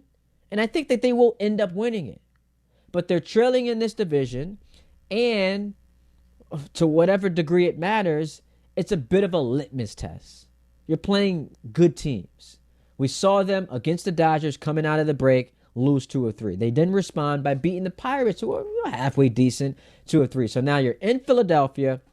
You go to Chicago, and you're staying in Chicago to play 6 games against the White Sox and the Cubs. So a nice little run here for the Yankees where they play some good teams as you're welcoming guys back. So that adds some intrigue. That adds some interest. And again, you're waiting for Judge. You're waiting for Stanton. It's all in hopes of winning this division that, and people have disagreed with me, doesn't matter. The American League is weak. I don't give a damn about how weak the American League is. I don't want you playing extra series. I can use a first round bye. Oh, we've got some breaking news in the NBA. Oh, let's go. LeBron James signing with the Philadelphia 76ers on a 2-year, $8 million deal with a player option. Shams Charania reports LeBron going to the Sixers. Yo, I dreamt of this last night. This would be the perfect day for LeBron to sign. I get to talk about it. We've been waiting. I had who was it? My man John Jastrzemski last night. He's like, when your boy LeBron's going to finally sign with the team, pick a team. A Friday news dump. LeBron going to the Sixers. Here, instant reaction. All right. I had rankings, like best fit for LeBron. I thought when this whole thing started, I had Denver, San Antonio, and the Knicks. The Knicks were never going to happen because it's a lose-lose for LeBron. They just won the championship, and I know Knicks fans didn't want to see him there anyway. San Antonio, Denver doesn't feel like a LeBron team, right? But those, to me, were my 3 best fits for LeBron. Most fascinating, Golden State. Not that I think that they can win a championship if he goes to play with Steph and Draymond, but it's fascinating. It's fun, a fun way to end his career. We get to the East. All of a sudden, Jaylen Brown, and I still can't wrap my head around this, how the Boston Celtics traded their second best player to a rival, to a team that they're trying to get through to win a championship, to a team they just blew a 3-1 lead to. They trade him to the Sixers, and now all of a sudden they become more interesting because LeBron, wherever he was going, he was not going to get a max contract. It was going to be a short-term deal. Not a lot of money. So I looked at the Sixers and I said, wow, that's the team that if you are the Knicks, you should be most afraid of LeBron going. Now, I get there are going to be a bunch of Knicks fans. Man, we want the smoke with anyone. We just dusted off a 62-win Spurs team in 5 games. Won 3 straight road games. We were trailing in all 5 games. We beat them. We went 16-3 in the playoffs. We want all the smoke. Cool. I can't argue with you. No problem. But the team, if we are to create a list of where you would least like to see LeBron go, would be Philly. Because you've got Jaylen Brown and Maxey, who are stars. You've got Edgecombe, and now you have LeBron, who, again, I understand is going to be 42 and is playing in year 24. But he is coming off of a season where he was the best player on a team that was in the second round of the playoffs, and also in that year gave you 21, 6, and 7. So he's not prime LeBron James. He's not, in the conversation for Defensive Player of the Year, all-perennial, all-NBA defense LeBron. But he's still an all-NBA guy. He's still one of the 15 best players in the league. And so if you add him to the Sixers with that group, yeah, I think they're a legitimate contender. Who haven't we mentioned yet? Joel Embiid. Because Joel Embiid, when he's healthy, is a top 5 player in basketball. Joel Embiid, when he was last healthy, was an MVP. Joel Embiid, we also know, has never made it past round 2. Joel Embiid, we also know, in the last 3 years, hasn't played more than 39 games in a season. And so all of our Sixers expectations, what their ceiling is, has to be capped at or couched with, what are you getting from Embiid? And there are people who have told me, doesn't matter. They're still going to. It does matter. He's making $50+ million. And stylistically, they change when he's a part of that lineup. So if the Sixers can somehow, and look, evidence would suggest they won't be able to. So maybe this is rendered moot. But if the Sixers can somehow get 50 games from him, and that's not asking a lot, man. That's a hair over half the season. If the Sixers can get 50 games from Embiid, and now you've got LeBron with Jaylen, Maxey, and Edgecombe, I'll be respectful to the defending champs and give them deference. But the Sixers are the second best team in the Eastern Conference. They are the second best team in the Eastern Conference. LeBron gives them an opportunity to win a championship. They are extremely talented. And now they have a guy on the floor who late in games knows what the hell to do. And so, obviously massive move for Philly, shaking up the Eastern Conference. The Sixers just 2.5 months ago were a play-in team down 3-1 to the Celtics on their way to yet another disappointing season. They then come back from 3-1. They get sent home by the Knicks. But they come back from 3-1. And now a couple of months later, they add Jaylen Brown and LeBron James. Again, to be respectful to the Knicks, who have earned it. Give them deference. I'm not going to say they're the team to beat. And though everything in my heart wants to say, I'll give the Knicks their credit and their due. They've earned that. You go 16-3. You set the all-time record for point differential. You beat the Spurs in 5. You are the team to beat until proven otherwise. But Sixers Knicks next year, oh man, we've got some juice. We have some juice. This might be, and Adam Silver last week was complaining about LeBron's holding the NBA up because they are trying to make the schedule, and he can't make the schedule. If you're Silver, Sixers Knicks, that has to be opening night. That has to be opening night. And then you'll have the Spurs Thunder as the second half of the doubleheader. But Silver's got to put Knicks Sixers. That's the headliner. It's ring night for your New York Knicks. Second half of the doubleheader has to be Thunder Spurs. LeBron puts out a series of tweets. And so we will go through that right now. LeBron on Twitter says, I thought I was done when the season ended. I wasn't ready to announce it, and I knew I needed some time to really decide, but I was pretty sure I played my last game. I was honest at that last press conference when I said I needed to look at myself and decide if I still love this game. I still truly love this game, and I have more to give. The last few weeks have been really special, and I've never been able to have no clue what to do and take real time just to think. I've had an incredible few months with all the people I love trying to figure it all out. This is my last decision. Not going for money. I'm not going for family. What am I really playing for at this point? I still want to sacrifice. I still want to work. I still want to grind.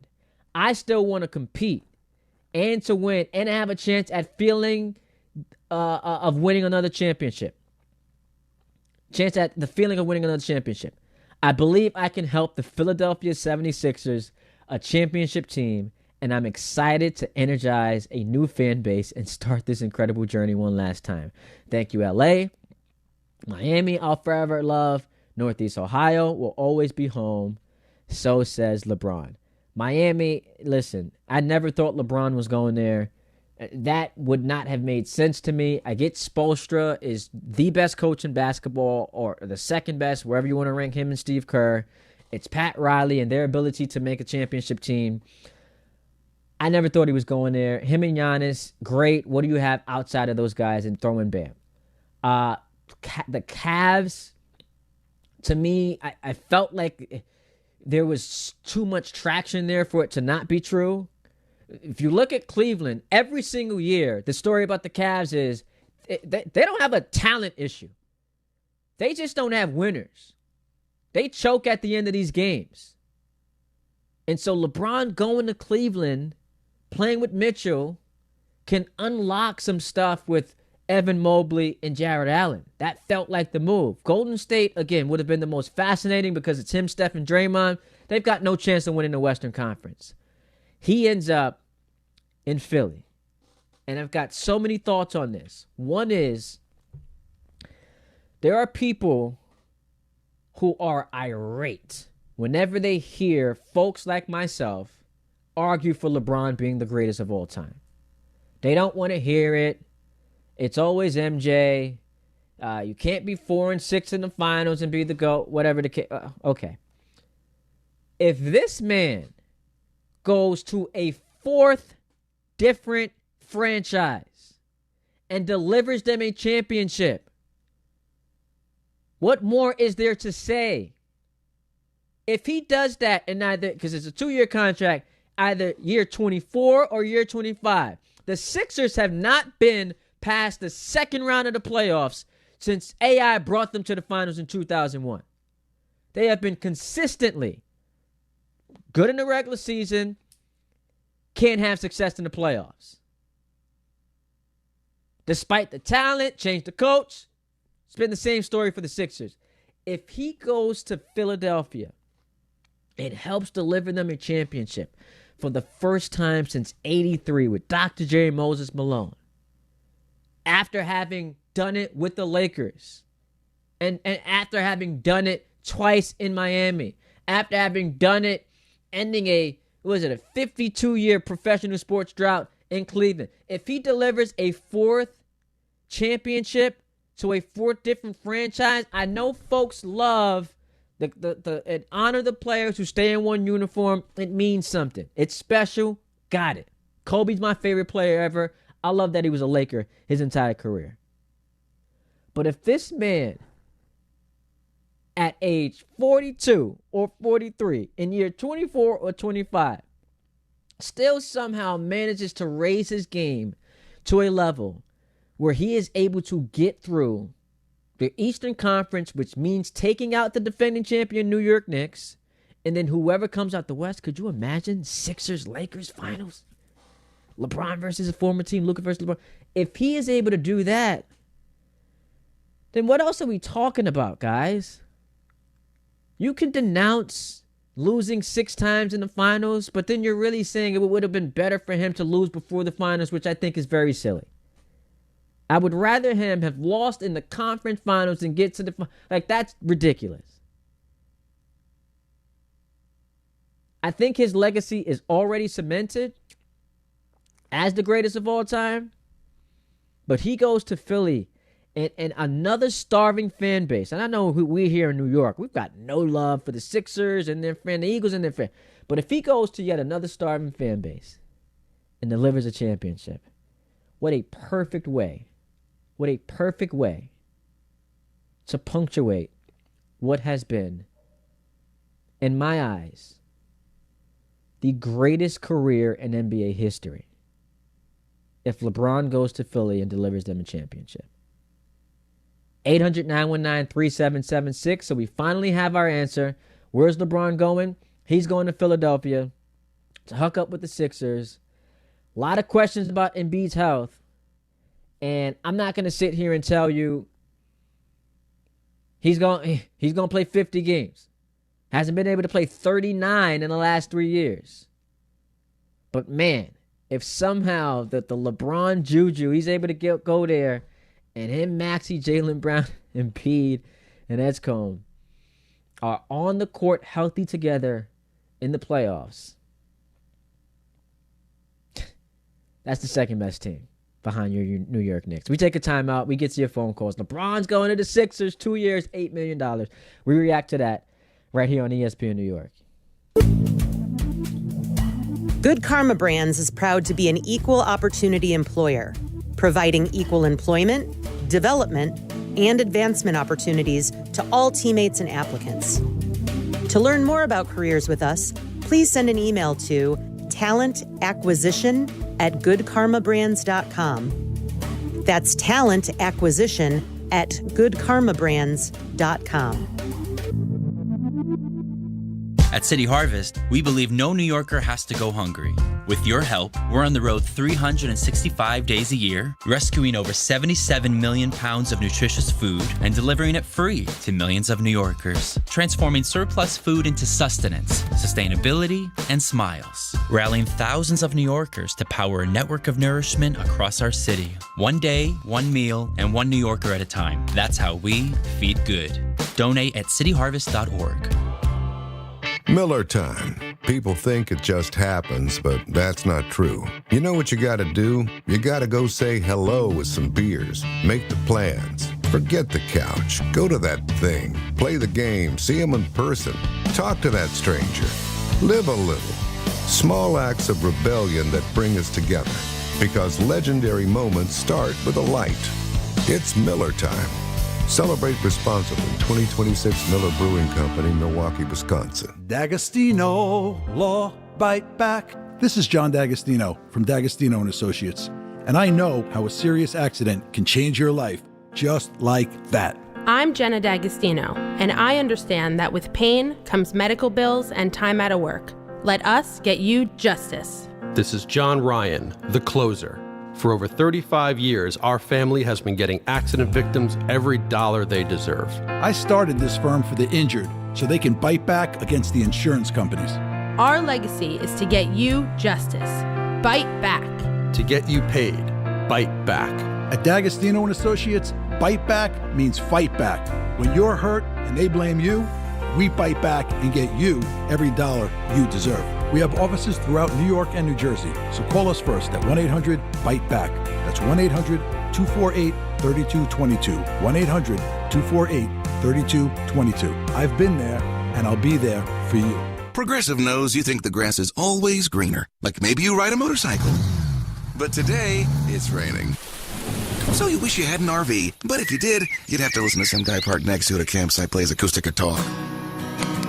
Now, before you start wishing you had a boat, remember, your brother-in-law would invite himself every weekend. Permission to come aboard, Captain? But one thing that is greener is the money you could save when you bundle your RV, boat, or motorcycle with your home or auto with Progressive. Progressive Casualty Insurance Company affiliates and third-party insurers. Not available in all states or situations. Kenny here to help you ignite your taste buds with Firework Freeze 5-Hour Energy Shots. Juicy cherry, citrus lime, and blue raspberry. It's that iconic freezer pop flavor, but with none of the guilty sugar aftermath. The perfect summer kick. It's a delicious, portable, zero-sugar energy shot bursting with flavor. Bring on summer with Firework Freeze 5-Hour Energy Shots. Available online at 5hourenergy.com or on Amazon. The summer of soccer continues with Red Bull New York. Saturday, August 1st, Red Bull New York takes on Orlando City SC at Sports Illustrated Stadium. Head to the ESPN New York app for your chance to win 4 tickets to the match. Watch MLS All-Star Julian Hall take on Orlando and global soccer star Antoine Griezmann. The first 10,000 fans will also receive an exclusive Red Bulls beach towel. Kickoff is at 7:30 p.m. Enter to win now on the ESPN New York app. This is Don, Hahn, and Rosenberg.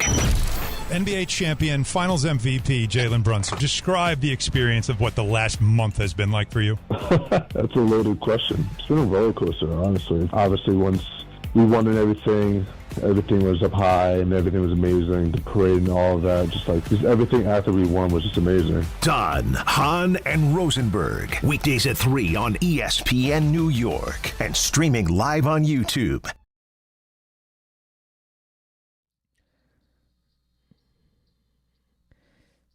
Man, I just get excited. Could you imagine being the Boston Celtics? So you hand the Sixers Jaylen Brown, and whatever the money situation is, finances, getting under the second apron, fine. You can't convince me this was the best offer for Jaylen Brown. You'll never be able to convince me that. And now LeBron signs with them, because I don't think LeBron's going to Philly if Jaylen Brown's not there. And look, it may not happen next season, but I do think LeBron will win a title with the Sixers. And boy, that GOAT talk about anyone not named him will look kind of silly, wouldn't it? 800-919-3776. Let's go to Steve in North Carolina. What's up, Steve? Hey, what's up, Ty? Man, I respect your takes. I don't agree with them. That's but fine. You can't sit here and tell me that he's going to go to the fourth team and bring them a title, and he's in GOAT talk when he's arguably the fourth best player on Philly. Arguably Make behind it make who? sense, dude. Arguably behind who? Maxey, Jaylen Brown, and a healthy Embiid. Okay, sure. Because he's going to be healthy. So let me ask you this, though, He's Steve. arguably the best fourth player. Okay, the best. And I player. got respect for LeBron. So let me ask you this, though. If that's true, Go ahead. that is to me more of a like regular season, metric or analysis. Do you think that come playoff time, LeBron won't be able to summon being maybe not the best player on the team, but the second best player on the team? No. You think he's going to be the fourth option? I think he makes Maxey even better being on the floor. I get that. I get what you're telling me. Yeah. But arguably, he's third or fourth best player on that team. Nah, I'm not. I don't agree with that. Because I think that first of all, and I appreciate the call, Steve. He's gonna have the ball in his hands a lot, and because he won't be asked to do everything offensively, he will now be able to conserve some of that energy and give you more of a defensive effort. And yes, like if we're doing player rankings, maybe I would have Maxey and Brown ahead of him. But Joel Embiid, who again here are his games played the last 3 years: 38, 19, and 39. You're ineligible to be better than LeBron at this point. Like you're just not on that list. And so I pointed out, can he play 50 games? Maybe he plays 50 games and he proves to be a decent player. But you watch the Sixers in the playoffs. When were you most afraid of the Sixers? When they were led by Maxey. Once the tempo slows down and we're running it through Embiid and he's doing his flopping thing, they become a worse version of themselves. They become compromised. They become a slow team. And so my expectation is once we get to the playoffs, playoff LeBron, he's going to be, again, maybe not the best player on the team, but the second best player on the team. He just averaged 23, 7, and 6 during the playoffs. 23, 7, and 6 was the stat line for the best player on a team in the second round of the playoffs. And now you're telling me he's maxing out as the fourth best in Philly? Come on, bro. That's not happening. Dennis in Center Reach. What's up, Dennis? Hey, what's up, Ty? Bro, I love you, man, but I hate that I have to flame you right here. You and LeBron fans are the absolute, delusional, bro. How could it be already, yo, imagine if he wins a championship for the first time since Dr. J. Bro, he's going to be, first of all, he's the fourth best player. That dude is right, bro. They got 2 All-NBA players, All-Stars in their prime. So if they win a championship, it's going to be good because of Jaylen Brown and Tyrese Maxey. You read LeBron's playoff stats, bro. Go read Embiid, Jaylen Brown, and Tyrese Maxey. Those numbers were better. So in the playoffs, he's still going to be that fourth best player. I understand what you're saying, the legacy talk. But, bro, I'm not scared of the Sixers as a Knicks fan. Adding 43-year-old LeBron. Who's their backup center when Embiid plays, bro, or misses the games? And guess what? When Embiid plays, he's taking 20-plus shots, bro. There's no bigger egomaniacs in the league. There's 3 guys in the NBA. Let me ask you this. Joel Embiid, Jaylen Brown, LeBron James. Do any other players have 3 bigger egos than those guys? It's going to be a disaster this season. I'm telling you. They're going to flame out really badly. All right, well, they've got the 4th best odds. I appreciate the call, Dennis, to win the title. Courtesy of the sports book I'm looking at. NBA Finals odds, OKC's at plus 260. They're tied with San Antonio at plus 260. The Knicks are plus 900. The Sixers are plus 1,000. And so you can say I'm bugging, I'm out of my mind. But Vegas now believes the Sixers are slightly behind the Knicks as far as teams that could win the title next year.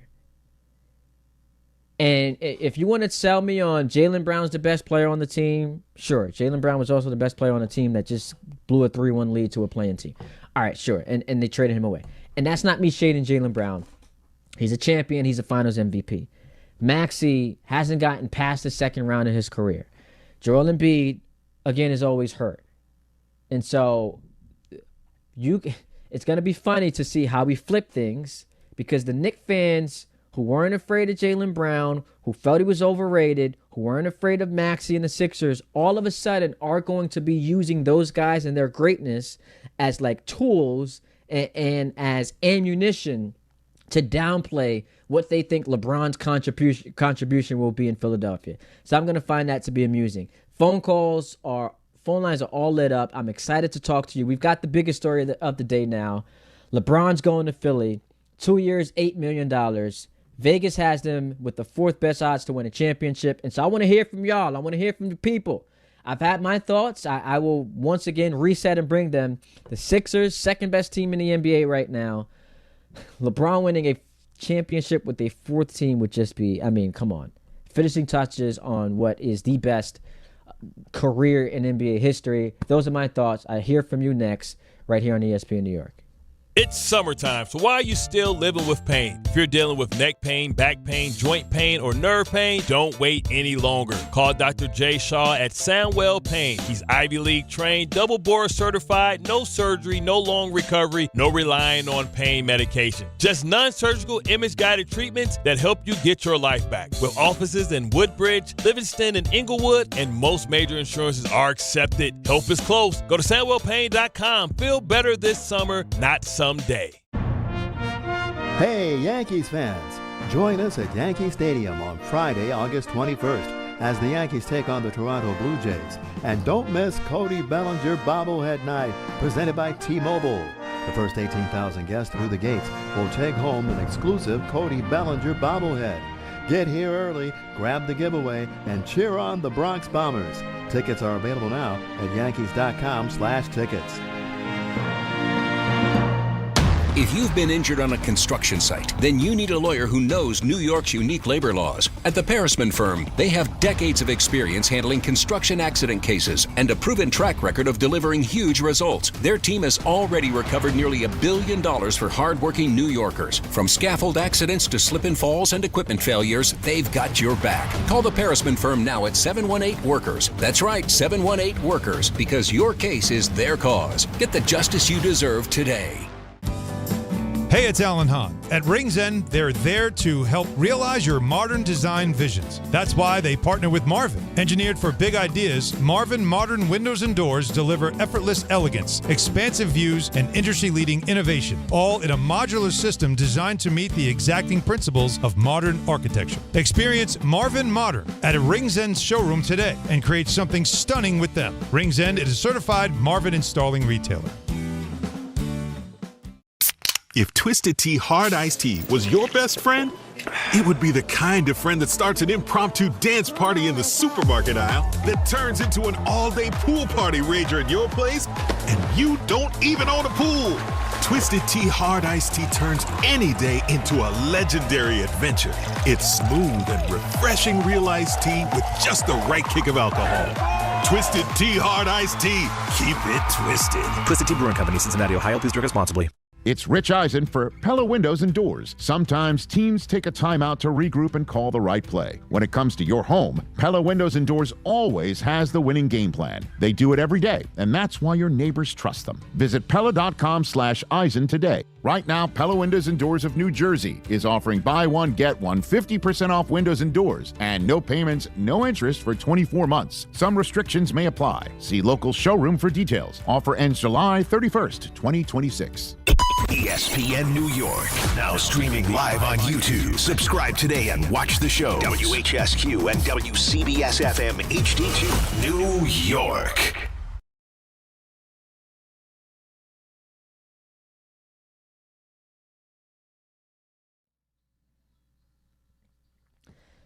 Yo, what a day, man. Started out talking Jets, got into the Giants, did some baseball, and then got hit with the bombshell. LeBron is going to Philadelphia, hooking up with the Sixers, and the moment the Jaylen Brown trade happens, you knew this was a possibility. He's not extending his career to go play on some bad team and put up empty numbers. He wants an opportunity to win another championship, to get ring number 5, 4-time league MVP, and coming off of a year where it was a down year for LeBron. In the playoffs, gave you 23, 7, and 6. Was the best player on the team in the second round. And so the Sixers become one of the teams to beat in the East. It still has to be the Knicks because of their dominant playoff run. So I'm not going to disrespect them. But look at that lineup in Philadelphia. The obvious concern has to be Joel Embiid. That man simply does not play basketball. It's the worst contract in the NBA. 38, 19, 39. Those are the amount of games played the last 3 years for Joel Embiid. And when you're making $50+ million, people can't sit up here and tell me it doesn't matter. They've got enough talent without him. It does matter. But LeBron going there obviously gives them a better chance to come out the East. And then once you're in the finals, as we saw with the Knicks, you can hang with the bad boys. And so I'm excited, man. Opening night, we need Sixers in the Garden. There's already the rivalry. I hate the Sixers. We need Sixers in the Garden on ring night. And then cap it off with Thunder and San Antonio. 800-919-3776. Before we get to the phone lines, I tweeted out, it may not happen next season, but I do think LeBron, and this is at Ty D. Butler, will win a title with the Sixers. And boy, that GOAT talk about anyone not named him will be kind of silly. Incarcerated Bob tweeted out, as the fourth option. Y'all got to stop acting like LeBron's going to be a fourth option. That's not happening. A fourth option behind who? What are we talking about? You think LeBron is just sitting there in the corner? Why the hell would he leave the Lakers? He didn't love being the third option in LA behind Reeves and Luka. You think he's going to the Sixers to be the fourth option behind Jaylen Brown, who I like but can't dribble to save his life? And Embiid, who doesn't play? And then Maxey. LeBron's not anyone's fourth option. He continues, when he doesn't win one, make sure you have the same energy and don't use age as an excuse or blame Embiid as you LaGroupies love to do. Get 6 or shut up. There's only one GOAT. All right. Okay. It's not going to be his age as an excuse. I mean, if Embiid's not healthy, I think that's relevant to point out as we're, blueprinting what this thing could look like. But hey, there's some excitement. Off-season always delivers in the NBA. 800-919-3776. The people are fired up. So let's get it. Let's get to them. Dylan chimes in from Oswego. What's up, Dylan? What's going on, Ty? So I caught that news, and okay, that's a little scary, but I just want to also clarify a couple things. Number one, Knicks in 5. I don't care who they got on that team. Gotcha. But number two, let's be rational here. That's a good 5. This is my only thing with the Sixers, though, with having it. Okay, so you have your 5. Will it get to the playoffs, number one? And then number two, if you do, and we'll assume it will get to the playoffs. Yeah, they will. When you get there, how healthy can you stay? Because Joel Embiid, going back to what you just said, does not play basketball. And this guy can't stay on the court. And not only that, and this is my thing too, even though the Sixers team is very scary, I don't think this is done yet because we got to see if this works. You got Maxey, Edgecombe, LeBron, Embiid, and who, the other kid that was coming up. I can't remember. But, yeah, opening night at the Garden, Sixers-Knicks. Oh, yeah, absolutely. Please run that back so we can just drop them one more time because at the end of the day, LeBron can go to Philly, and we got Jalen Brunson, and we got Cat, and we got the squad. We're good to go. It's going to be a good season. I look forward to it. Good for LeBron. Yeah, go to Philly. He wasn't going to go to Cleveland or Miami. Guys, he's not going to waste the last year. I think this is his last year because this is a last-year move. No, you don't go to Philly if you just – no, this is a last-year move. This is his last run. Dylan, 2-year contract. I don't think he finishes it, Ty. I think if he actually manages to beat us, I don't think he will. But if he manages to beat us, get to the finals, and has to face the Thunder or the Wolves or the Spurs or whoever, but whoever's going to be in the West, that might be it. He might call it. If he goes back for another one and then tries to go for 6 on top of that, that would be the most insane scenario. But I'd still say Knicks in 5 because that's my blind loyalty. It got me through last season. It got me through the last years of my whole life. Since I was 11 years old, I will still say it will be definitely now Sixers and Knicks at some point, probably Eastern Conference Final, but Knicks in 5. Let's go get it. No, you all too, man. Listen, if you're a Knicks fan, I don't expect you to call up on this show worried, scared, Hold your head up high, roll those shoulders back, pump your chest out, and say Knicks in 5. You earned the right to do that. You've earned the right to do that. So I'm not going to sit here and argue with you. The killer for the Sixers is this Joel Embiid contract. the extension they gave him. It's the worst deal in the NBA right now, and it's just starting to kick in. $57 million this year, $62 next year, and he's got a player option, which one would assume he's going to pick up the year after that for $67 million. It's the worst contract maybe the worst contract in the history of the league, because he just doesn't play. And even when he gets healthy, as we've seen in the Knicks series, he's liable to miss a game. So, look, it's fun. I hope we do get Joel to play 50 to 60 games and then he's ready for the playoffs. But it adds some juice, man. It adds some juice. You've got chip on your shoulder, Jaylen Brown. Chip on your shoulder, LeBron. Chip on your shoulder, Joel Embiid, if he can stay right. And as far as, he's the fourth option, it's ridiculous. The games complement each other so well.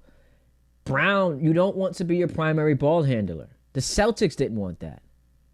Maxi's a guy you want to initiate your offense, but then your playmaker, your primary playmaker is going to be LeBron. Pat's in Huntington. What's up, Pat? Hey, what's going on?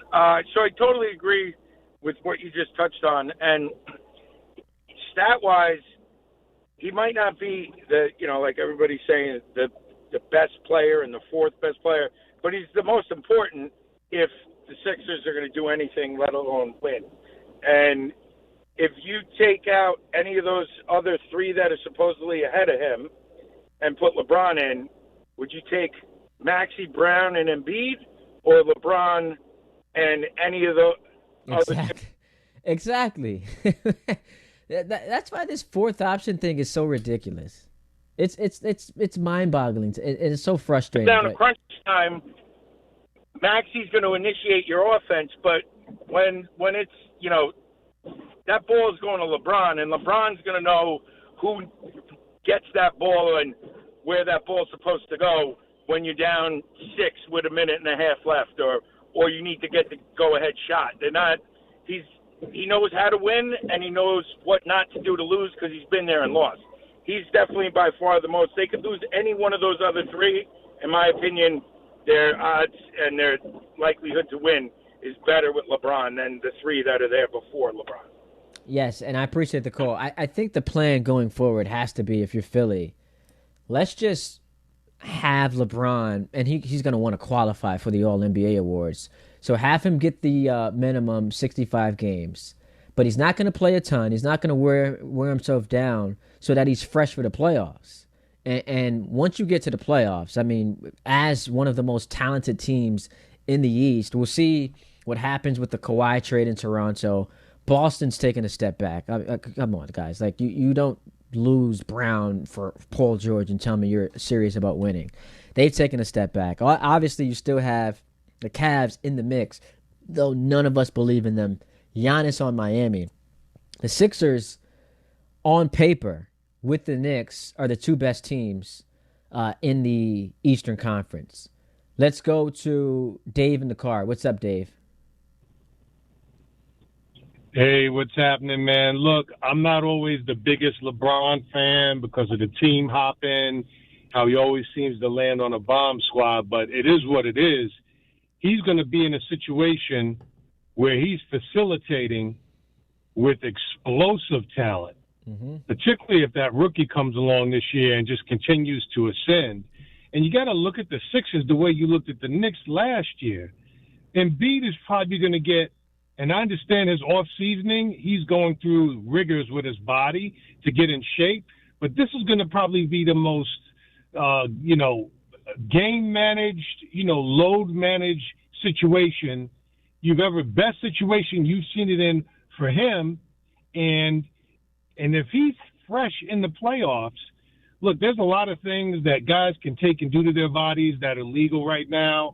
And I just think LeBron is going to be him, Jaylen. They've been there. They're strong-minded guys. The locker room is solid. It's amazing what guys can do when they get on the court and execute when they have the right mentality to do so. That's all I'm saying. They're not going to be an easy out for anyone. No. Let me know your thoughts. When you have great leadership, and I appreciate that, you mentioned the end of the game stuff where it's like the best or the highest IQ mind in the sport maybe ever.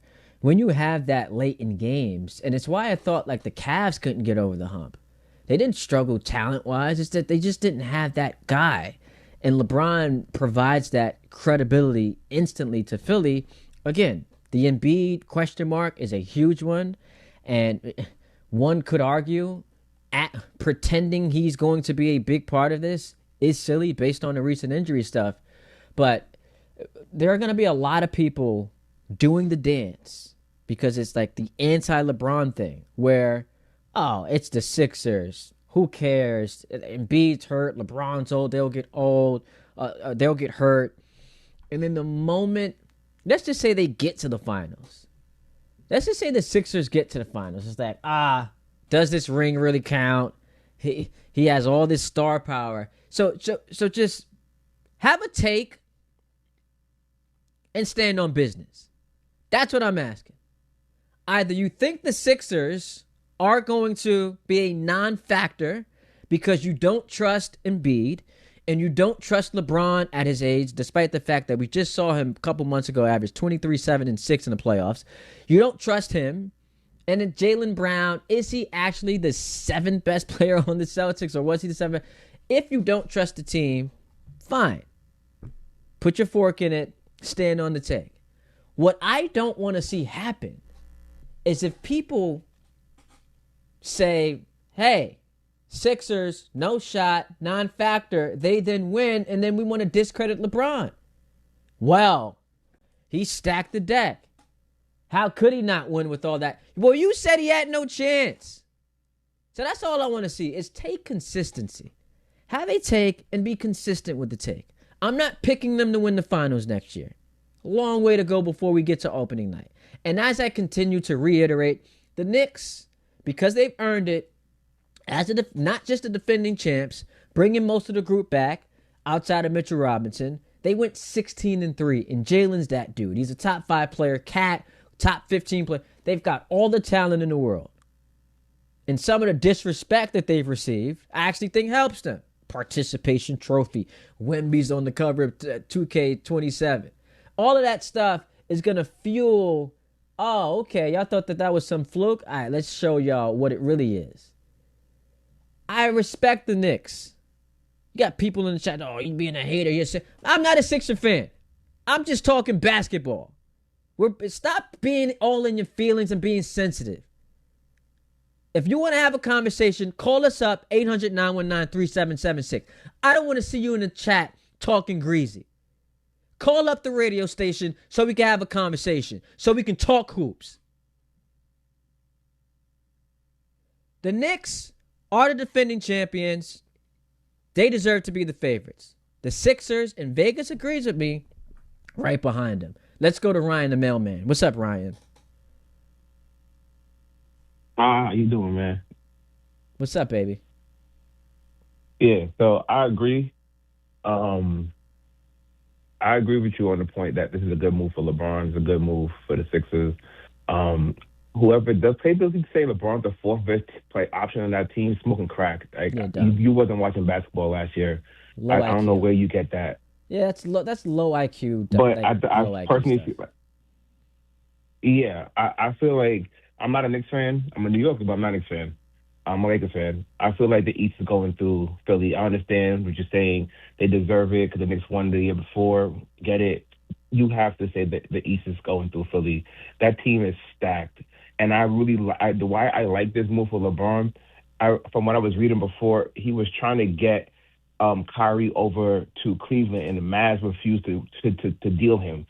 And opposed to him building a team, he went to a team that was already kind of pre-built where he could fit in, and he pushes that team way, way over the hump. And if Embiid can stay healthy, like you said, I don't see how the Sixers are not in the Eastern Conference Finals. Yeah, listen, I appreciate the call. Bobby Mack hit me at Ty D. Butler, and this is why I get frustrated at times, because there's an element of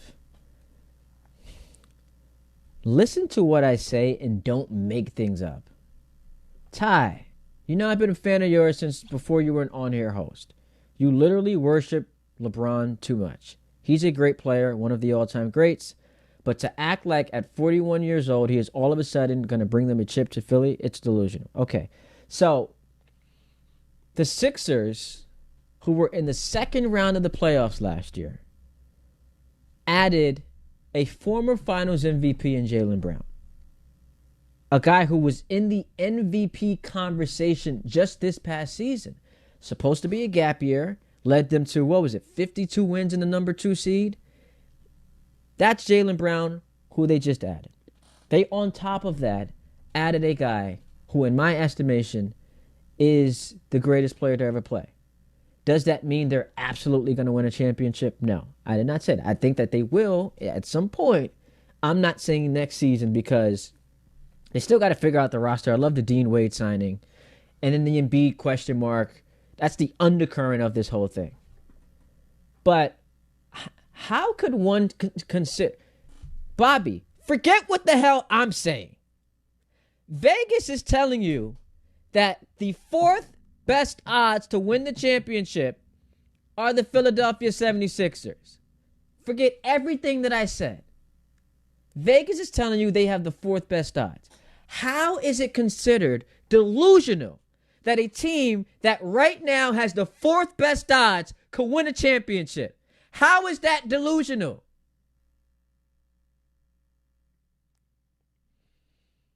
Joe, West Harrison. What's up, man? Guy, how are you?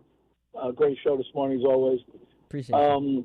I understand what he's saying. I wouldn't use the word delusional. It's terrible to say that, and I know what the odds state. But are they going to lead the league in injury reserve days? I mean, injury and is the chemistry going to come together? I mean, everybody said last year with the Knicks, chemistry hadn't come together, but this year it did. So looking at that, yeah, you got to put Philly right up there with the chance to win a chip, no question. But I guess it's going to depend on the chemistry, as you, again, repeat myself, and if they stay healthy enough in the playoffs like the Knicks were able to as opposed to previous 2 years. But I give credence that they could definitely win it with that team if they stay healthy in the playoffs. Yeah, they can. And I appreciate the question, Joe. It certainly becomes the most intriguing stories all year long. And we say, like, injuries. Like LeBron, we played 60 games last year. But he is not someone who we customarily look at as, like, injury prone, right? Like, as you get up there in age, sure. But he was awesome in the playoffs. And Brown plays every game. Maxey plays every game. Edgecombe plays every game. I like the Dean Wade signing. This is, to me, a 2-year project. And what LeBron is banking on is Philadelphia in the next year and a half, so the rest of this offseason, throughout next year, into next year's offseason, and then into the trade deadline of the following year, LeBron's banking on they are going to be able to come up with a good enough roster to win 4 playoff rounds. Maybe it doesn't happen. Maybe the worst contract, and I keep saying it, the worst contract in NBA history with Embiid is too much for them to overcome. Like, if you could just dump him, but that would be great. Who's taking that deal? Like, it's just an untradeable asset. And maybe that's too much to overcome. Maybe the Knicks are too good. And the Knicks prove we're better than you. We have been better than you, and we're going to continue to be better than you. But they're right there. They're hanging in the conversation with them. Henry's in Fairview. What's up, Henry? Yo, what's going on, Ty?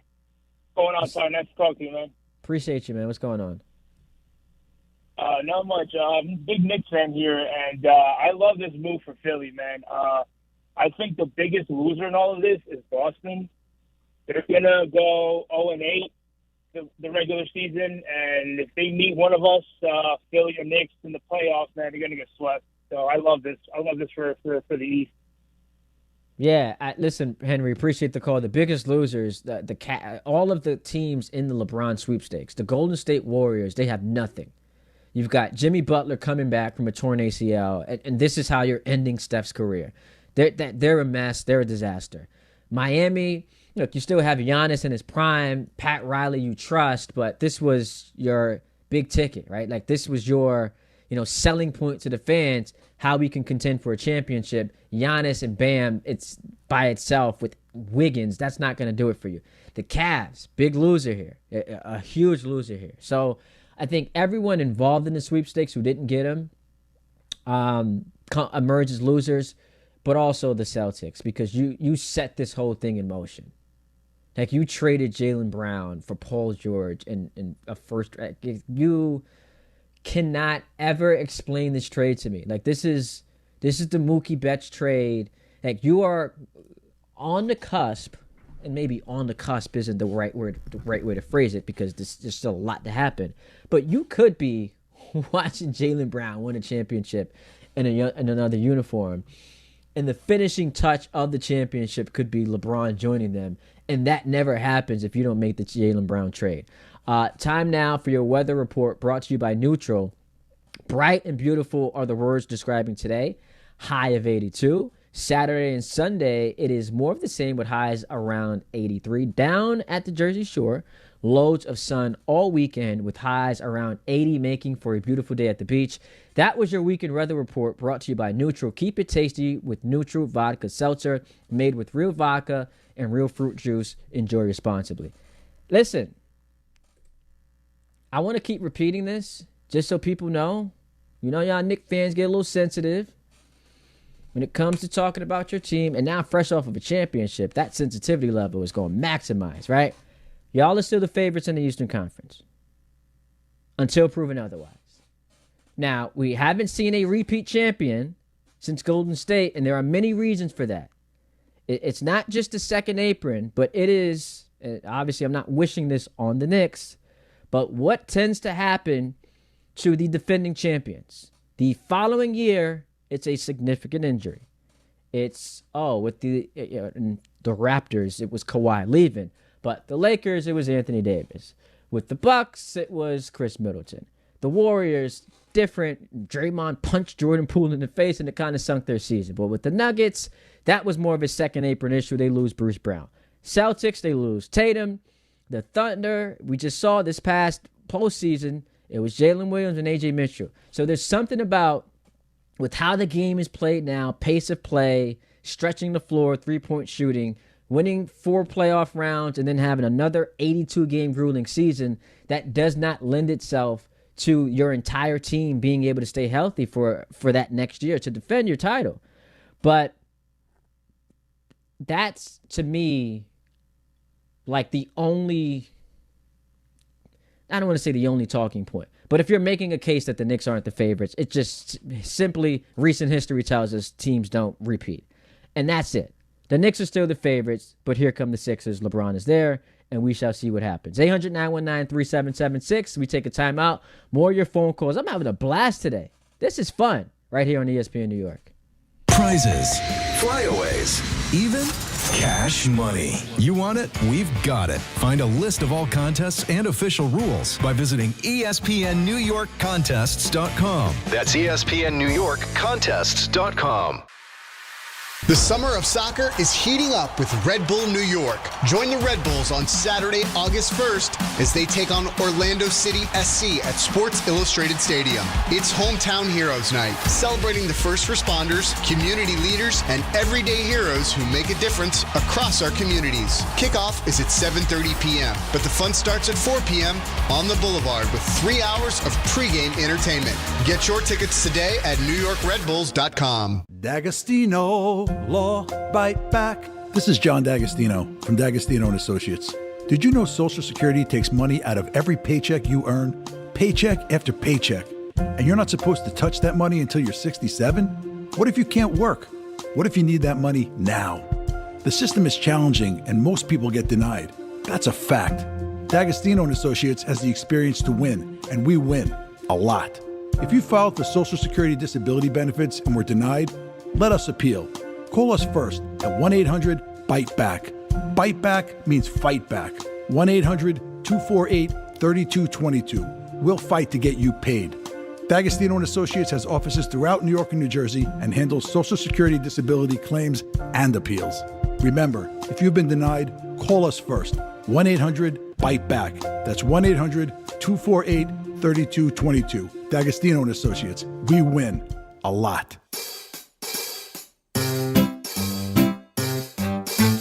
1-877-CARS.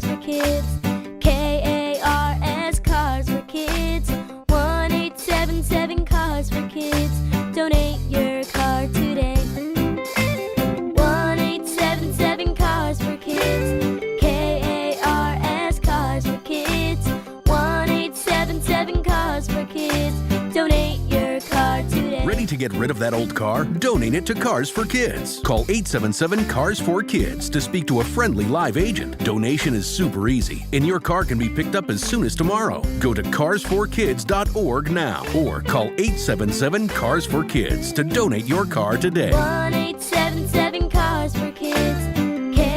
KARS Cars for Kids. 1-877-CARS-FOR-KIDS. Did you know you can donate real estate too? Go to carsforkids.org. That's cars with a K. Do you read more about your team in the off-season than in the season? Does your game day outfit include a brown bag with eye holes? Then you may be a fan of a BST or bad sports team. Luckily, when you bundle your home and auto insurance with Progressive, you're protected. Because seeing your painted face in the rearview mirror after a loss isn't just depressing. It's distracting. Visit Progressive.com today. Progressive Casualty Insurance Company, affiliates, and other insurers. Covered subject to policy terms. Not available in all states or situations. Rich Eisen here. We talk a lot about battles in sports. Teams battling through adversity. Athletes fighting for every yard. The toughest warriors I've ever seen, though, aren't on the field. They're kids fighting cancer. Their families standing beside them. Doctors, nurses, caregivers. That's why I'm proud to support Hyundai Hope on Wheels. For over 28 years, they've helped fund pediatric cancer research, raising more than $303 million and supporting over 40,000 children. Learn more and donate at HyundaiUSA.com/Hope on Wheels. The New York Knicks, world champions. Finally. Next stop, the Canyon of Heroes. The New York Knicks are NBA champions. Enjoy it, Knicks fan. Enjoy it, Knicks Nation. Signed, sealed, and delivered, your 2026 New York Knicks.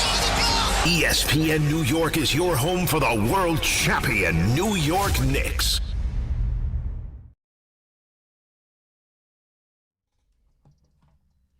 You live for days like this. Reacting to breaking news. Ty Butler going till 1 o'clock. 800-919-3776. Taking your phone calls. LeBron James announces he is going to the Sixers. 4th team. Could he win a championship? Everywhere he goes, he's delivered a championship in year 2, right? So Miami year 2, Cleveland year 2, Lakers year 2. So he's got a history of delivering that championship in year 2, which is why I disagree with the caller. He said this could be it for LeBron. I don't think it's going to be it for LeBron. 2-year contract, $8 million. Steve's in New Fairfield, I should say. I'm sorry. What's up, Steve? Hey, what's up, Ty? How you doing, kid? I'm doing great, man. What's going on? Yeah, I'm a crazy Knicks fan. Never had any love lost for LeBron. But for people to measure this, like you were saying, and LeBron be the 4th option. First of all, Edgecombe, Maxey, and Brown are a three-headed monster that I don't want to deal with.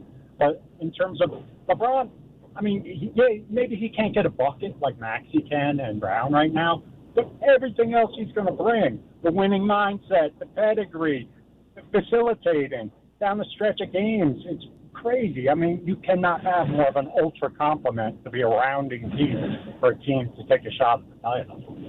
Yeah, absolutely. And I appreciate the call, Steve. You also have to wonder what this does for free agents and their interest to want to go there. Now that you have a team ready to win a championship, Jalen and LeBron and Maxey, Edgecombe, you've got Dean Wade, the Embiid factor that, every time I talk about it, I just could roll my eyes. That contract, what a disaster that is. But, a championship winning head coach and Nick Nurse, they may not get it done this year because I always believe most of the time teams need some pelts on the wall. But I don't know, man. I just see it. I just got the feeling it's going to happen. Richard's in Manhattan. What's up, Richard? Ty, first it was Wilt Chamberlain 62 years ago, then Dr. J, then Moses, now LeBron. I love it. I want to see this Philly team. Those tickets for that first Knick game with Philly, I think they'll go as high as the San Antonio games in the playoffs. In the finals. Wow. People are going to want to see this. And listen to this, Ty. Do you think the Argentinian fans were saying, we don't want Messi, he's too old? They love him. wherever LeBron. He's only playing for $4 million a year. He pays his chef and his nutritionist that much. The guy wants to win. I hope he can go out like Brady. I hope he can do a Brady. I'm rooting for him. I love watching him. I love him as a person. You know, a lot of theater involved here, but this is better than Michael Jordan coming back to Washington. You know, that was good for the fans because we still wanted to see Michael. But this is no question. LeBron wants a championship. This is great. Competitive juices. Boy, this is fantastic. I love it. And I like the city of Philadelphia. I remember 43 years ago with, and it'll be funny, Mo Cheeks is on the bench for us. And then when he goes to Philly, and he was beloved in Philly on that 83 team. Still is, I'm sure, with Andrew Toney, Dr. J, Bobby Jones, and Moses. So this is going to be a reunion. It's going to be great for the NBA. Ty, this is, I don't remember in sports, the four majors, an upgrade, 2 25-point scorers in trades. I mean, in basketball, the only acquisition that I remember as big as the news was 75 when Kareem went from the Bucks to the LA. That was massive back then. I mean, we've had big trade like Shaq going to the Lakers, obviously the Luka trade. But I mean, so we've had stuff like this happen, but to this magnitude, considering he's the oldest player in the league and how good he is, it just hits differently. Especially because is that a guy who wants to? This is a guy who loves basketball. You know, I wonder what's going to happen to his son. I hope maybe his son can come with him to Philly. They'll figure out something. You know, I'm worried about his son. Or maybe it's time. And I appreciate the call, Richard. Maybe it's time now that they've kind of fulfilled the prophecy or the dream of playing together. Maybe it's time for Bronny to just go on and have his own career and just see what he can become. But obviously, massive news with LeBron going to Philadelphia and how it shakes up the NBA. Vegas now has them. So it's Oklahoma City and San Antonio right now tied with the best odds to win the championship at plus 260. It's the Knicks at plus 900. And now the Sixers at plus 1,000. How much of that are we factoring in Embiid's health? Or does Vegas just not care? Does Vegas believe, hey, with or without Joel Embiid, the Sixers are going to be fine? I don't share that same sentiment because I don't know that, like, ushering a guy in and out of a lineup, especially when he's that important and making that amount of money, is just insignificant. But I don't know. If you're the Sixers, you're asking him to do something he hasn't done in 4 years, and that's stay healthy. He is an MVP. It's amazing. You get Jaylen Brown and LeBron in the same offseason. It's just absolutely, absolutely amazing. And now you've got all this juice going into next season. So it's headlined, obviously, by the Knicks. They have this unbelievable championship run, and now they have kind of cemented themselves as not just a cute little adorable story. We are the team to beat. Jalen Brunson, I think, has solidified himself in the NBA as a top 5 player. The Knicks come into next year as the best team. There are going to be, and you guys are not going to like this, I'm not saying I agree with this, but there are going to be folks saying, if Oklahoma City was 100% healthy, I think they would have won the title. San Antonio, a year older, replay that series, they win the championship. And now throw Philly in there. Throw Philly as one of the teams that can contend for a title next year. So I'm excited. I'm pumped, and it gives us a lot more buzz, a lot more juice this offseason. And there are some more moves to be made. There was some talk. LeBron's holding up free agency. The oldest player in the league is holding up free agency because he still hasn't made a decision of where he's going to go. It's a disaster for Golden State. So my problem with all the other potential destinations, because I had mentioned I created my own list, and I said best landing spots for LeBron: Knicks, Spurs, Nuggets. So the problem with all three of those are, I don't know that LeBron's going somewhere where he's not the focal point, because if he wins a title with the Nuggets, that's Jokic's team. And yes, LeBron becomes the story, but it's still Nikola Jokic's team. if he wins a title with the Spurs, you're playing with Wemby. He's the best player. He's the face of the league. If he wins a championship, and this was never going to happen after they had won, if he wins a title with the Knicks, they're the defending champs, man. So people who all your life or all your basketball life, NBA career, have been trying to like poke holes in your resume, impugn the legitimacy of literally every championship he's won, they're not giving you credit for winning with the Knicks. Golden State, same thing. That's Steph's team. Like, people it would have you to believe LeBron's got 0 championships. Well, Miami, Ray Allen saved them. The year before that, it was really a super team.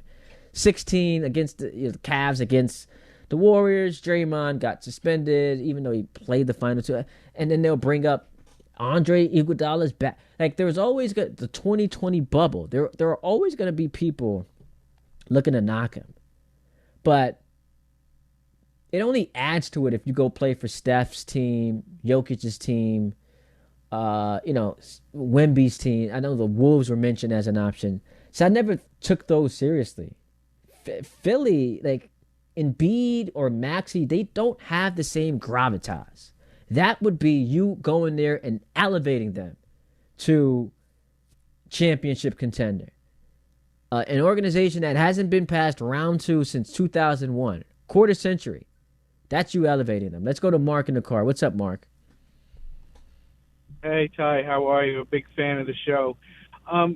Question. With LeBron, the whole story of great, is he the greatest of all time? I saw an interview with Dennis Rodman, and it stayed with me. And his comparison to, say, Michael Jordan to LeBron would be go on another team. And, again, LeBron is LeBron. I think I'm old school. I think Jordan is the better of the two. Yes, he has a good history. Yes, year 2, he brings championships. But at the same time, look at what he's done in the past, and look who he's surrounded himself with. I mean, one could say anybody can win a championship if you surround yourself with those teams. He is a leader. He is going to bring a whole new regime to Philly. But again, what is it for him? Is it for a championship? Is it for the attention? Do you think he is the greatest of all time? When you say one could say that anyone could have won those titles had they been on those teams, I think you're ridiculous. I think that's a ridiculous thing to say. Like, anyone could have won. Do you think LeBron is better than? Do you think LeBron is better than Jordan overall? Yeah, I think he's a better overall player. I think he does more. All right. I think he's a better passer. He's a better. Appreciate the call, Mark. He's a better passer. He's a better rebounder. Statistically, right now, he's the better scorer. And folks will say it's cumulative stats, longevity. I don't look at it as like some demerit that you were able to play longer. Like, that to me is an attribute. Like, you being able to play 23 years to this point in your career is not like people pretend it's like a knock. Well, he compounded and compiled his stats.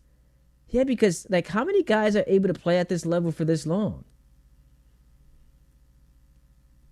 So I think when we look at the overall body of work, yeah, I think LeBron's the better player. And if he wins a championship for a 4th different organization as like the lead actor or second actor, I just it's legendary stuff, man, that we will never see again. Brian's in Princeton. What's up, Brian? Hey, Ty, thanks for taking my call. I wanted to, this is going to be mostly me talking to myself and to the Knicks fans, to everybody who has a group chat going on where your friend just sent you the news about LeBron. Maybe you got a little nervous at first, but that's because we're not used to people trying to bring the smoke for the Knicks. We want the smoke. We are the champions. We haven't been in this position in a long time. For a lot of us who grew up loving the Knicks, this is a very unfamiliar position. So if you get a little nervous about LeBron joining them like I did, I think that's totally fine. But we want the smoke. Instead of 4-0, now it'll be 4-1 Knicks. I'll see the Sixers in May. We still own the building. I don't care. Let's go. I love it, Brian, and that should be the energy you're on. That should be the type of time every Knicks fan is on. That I expect nothing less. I love that you've now got into a place where you are so comfortable in your own skin as a fan to say, you know what, the hell with that. I don't care who gets who. I don't care who trades for who. Name me the transaction that could take place that will put any fear in my heart. I love that you are in a place like that, because 5 minutes ago it was, we're waiting for the other shoe to drop. Just as recent as this last playoff run, where you see Jalen limping, it's like, oh man, here we go. So I love that the Knicks fan, different from the Met fan now and the Jet fan, and I can attest to that as a Jet fan, you are embracing it. It's come get us. We're here. This is what we do. You're now in that same realm with like all the title teams. Oklahoma City wasn't scared of any transaction. Boston wasn't scared. Now, these teams end up getting clipped the next year. But those fan bases are like, nah, man. Did y'all see what we just did in the playoffs? Here we go. I love it. 800-919-3776. LeBron's going to Philly. They're the second best team in the Eastern Conference. We take your phone calls, your tweets, at Ty D. Butler, and on Instagram as well. And we come back and wrap the show, leading you into the Michael K. Show right here on ESPN New York. If you're heading into summer without a medical emergency kit, you're taking a risk most people don't think about until it's too late. Summer colds linger and can turn into sinus infections that last for weeks. Getting sick right now before vacation can derail everything. And when you're traveling, finding a doctor and pharmacy is stressful. That's why I ordered a medical emergency kit. It's like having urgent care and a pharmacy right at home. It includes essential prescriptions like amoxicillin and generic Z-Pak to treat a wide range of common and serious illnesses. So if you wake up sick at home or on the road, you already have what you need. No waiting for your doctor, no hours at urgent care, no pharmacy lines, no copays. Just match your symptoms to the right prescription in your guidebook or call their telemedicine doctor standing by. Start on your meds sooner and feel better faster. Every home needs at least one medical emergency kit. Order yours online in minutes and it's shipped to your door. And save $45 with my promo code 880 at urgentcarekit.com/880. That's promo code 880 at urgentcarekit.com/880. When you manage an active facility, disruption is not an option. Tricon Construction specializes in healthcare, commercial, and industrial environments where work needs to happen without shutting operations down. That takes detailed planning, clear communication, and safe, disciplined execution. Because when patients are inside, tenants are working, or production has to keep moving, every decision matters. Tricon understands how to work around your business professionally, safely, and efficiently. For complex work inside active facilities, choose Tricon Construction. Visit TriconBuilds.com. That's TriconBuilds.com. You're in charge of ordering boxes. Small boxes, really big boxes. You're in charge of tape, labels, mailers, bubble wrap, extra bubble wrap, just for fun. You're in charge of warehouse cleaning and safety supplies. Good thing there's Uline. Thousands of quality products for your business and warehouse needs, always in stock, ready to ship same day, and backed by Uline's legendary 24/7 customer service. Uline makes it easy because you already do enough. Uline, we warehouse for you. There are a million reasons to love New York. Making your budget stretch isn't one of them. According to an independent study, Amazon prices average 14% lower than other retailers. Get food, fashion, furniture, and more shipped straight to your building. That's how Prime members have saved over $2 billion on grocery and household items. Learn more at aboutamazon.com. It's Rich Eisen for Pella Windows and Doors. Sometimes teams take a time out to regroup and call the right play. When it comes to your home, Pella Windows and Doors always has the winning game plan. They do it every day, and that's why your neighbors trust them. Visit Pella.com/Eisen today. Right now, Pella Windows and Doors of New Jersey is offering buy one, get one 50% off windows and doors, and no payments, no interest for 24 months. Some restrictions may apply. See local showroom for details. Offer ends July 31st, 2026. Drip Drop is doctor-developed, proven fast hydration that helps your body and mind work better. Trusted by firefighters, medical professionals, and over 90% of top college and pro sports teams. Drip Drop is engineered to hydrate faster and more effectively than water alone, with 3 times the electrolytes of leading sports drinks. Stock up now at dripdrop.com and use promo code RADIO20 for 20% off your first order. That's dripdrop.com, promo code RADIO20. The summer of soccer continues with Red Bull New York. Saturday, August 1st, Red Bull New York takes on Orlando City SC at Sports Illustrated Stadium. Head to the ESPN New York app for your chance to win 4 tickets to the match. Watch MLS All-Star Julian Hall take on Orlando and global soccer star Antoine Griezmann. The first 10,000 fans will also receive an exclusive Red Bulls beach towel. Kickoff is at 7:30 p.m. Enter to win now on the ESPN New York app.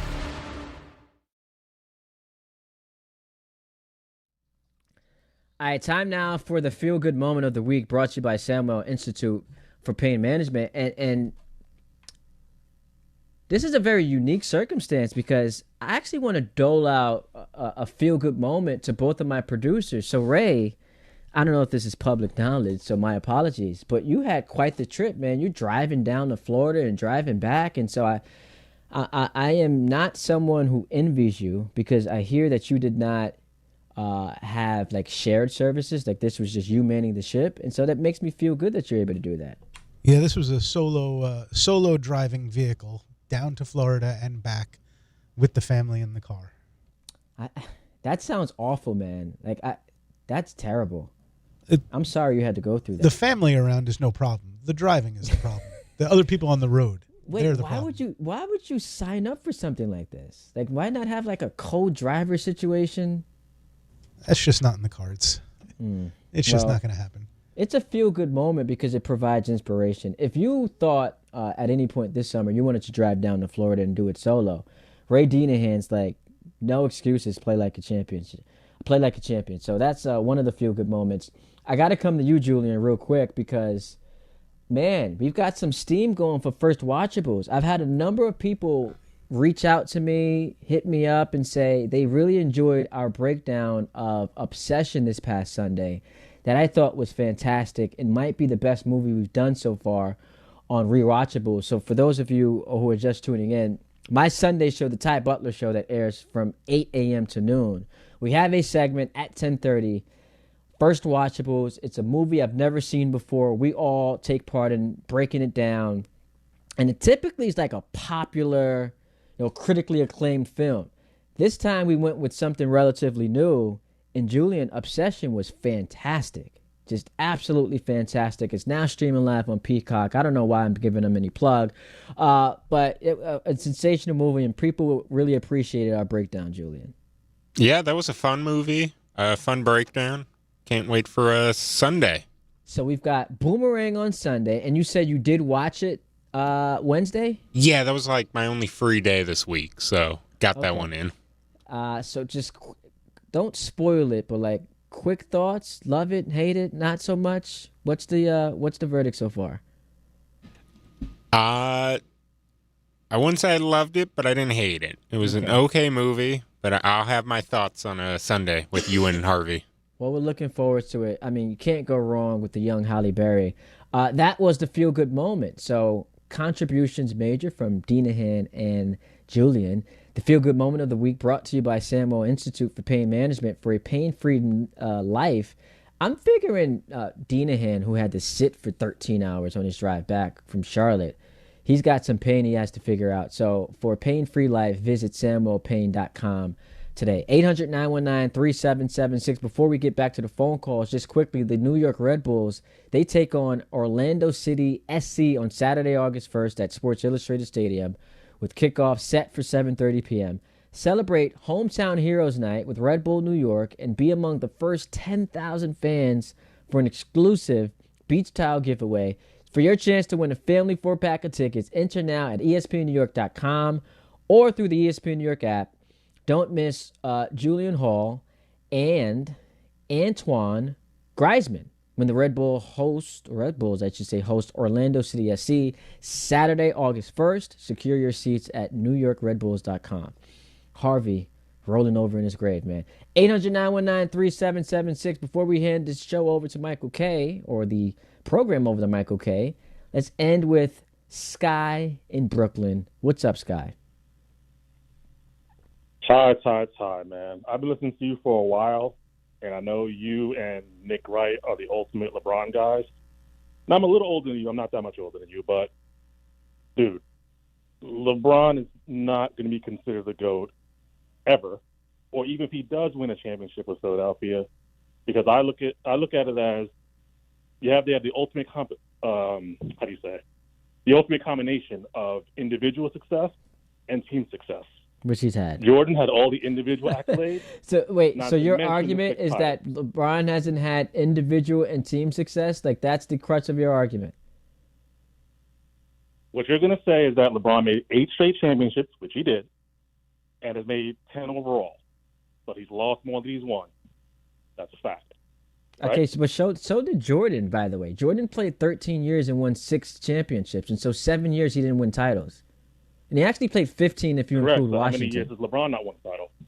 Yeah, but you're saying he won more than he lost. And so I'm replying to that with so did Jordan. That can't be the... Well, Jordan did as much as LeBron in a lot shorter time span.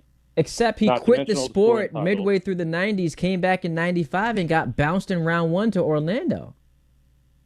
Sure, 1 year. After a year and a half away. Then when he came back full-fledged, what happened? Another how about the first 7 years when he couldn't win a playoff series? How about the first 9 years with first 8 years with LeBron before he did it in year 9? Yeah, but in year 3 was in the finals with Larry Hughes, Boobie Gibson, and Zydrunas Ilgauskas. I'm talking to you about a guy who, for his first 7 years, couldn't win a playoff series. And so I get LeBron didn't win a championship in his first 9, but he was in the NBA Finals at, age 23. True. With Sasha Pavlovich. The East was also very weak at that time. Oh, okay. The East was very weak. Detroit was falling off. That's before Boston and the NBA rigged it for them to win after that in 08. Oh, they rigged? Okay, Sky. So we've lost the plot. I appreciate your call, man, and shout out to you. Do give me a lot of love. We've lost the plot. Now we're talking about rigging and conspiracy theories. Here's my final point. Biggest takeaway is the Knicks are still the favorites to come out the Eastern Conference. They have more than earned that. I am not going to disrespect them by anointing any team. There is not going to be a single realistic transaction that could take place where I don't come away and go into the season thinking that the Knicks are the favorites. They do have to, overcome this whole curse of teams not repeating that we've seen transpire. But the Knicks, until proven otherwise, are the favorites. Right behind them are the Sixers. And it's because they had an offseason for the ages, man. You get Jaylen Brown coming off of an MVP year, in the prime of his career, Eastern Conference Finals MVP, and then you add the greatest player of all time to go along with Maxey, Edgecombe, Dean Wade I like, and then we'll see what happens with Embiid. The Sixers are right behind them. And so I'm excited. Should be a fun NBA regular season. I'll talk to you guys Sunday morning, the Cy Butler Show from 8 to noon. But coming up next, my man is back. Big series for the Yankees and the Phillies. Michael K, right where he belongs. K-Show coming up right here on ESPN New York. If you've been injured in an accident that wasn't your fault, then you need a lawyer who knows New York's unique personal injury and workers' compensation laws. At the Parisman Firm, they have decades of experience handling all types of accident cases and a proven track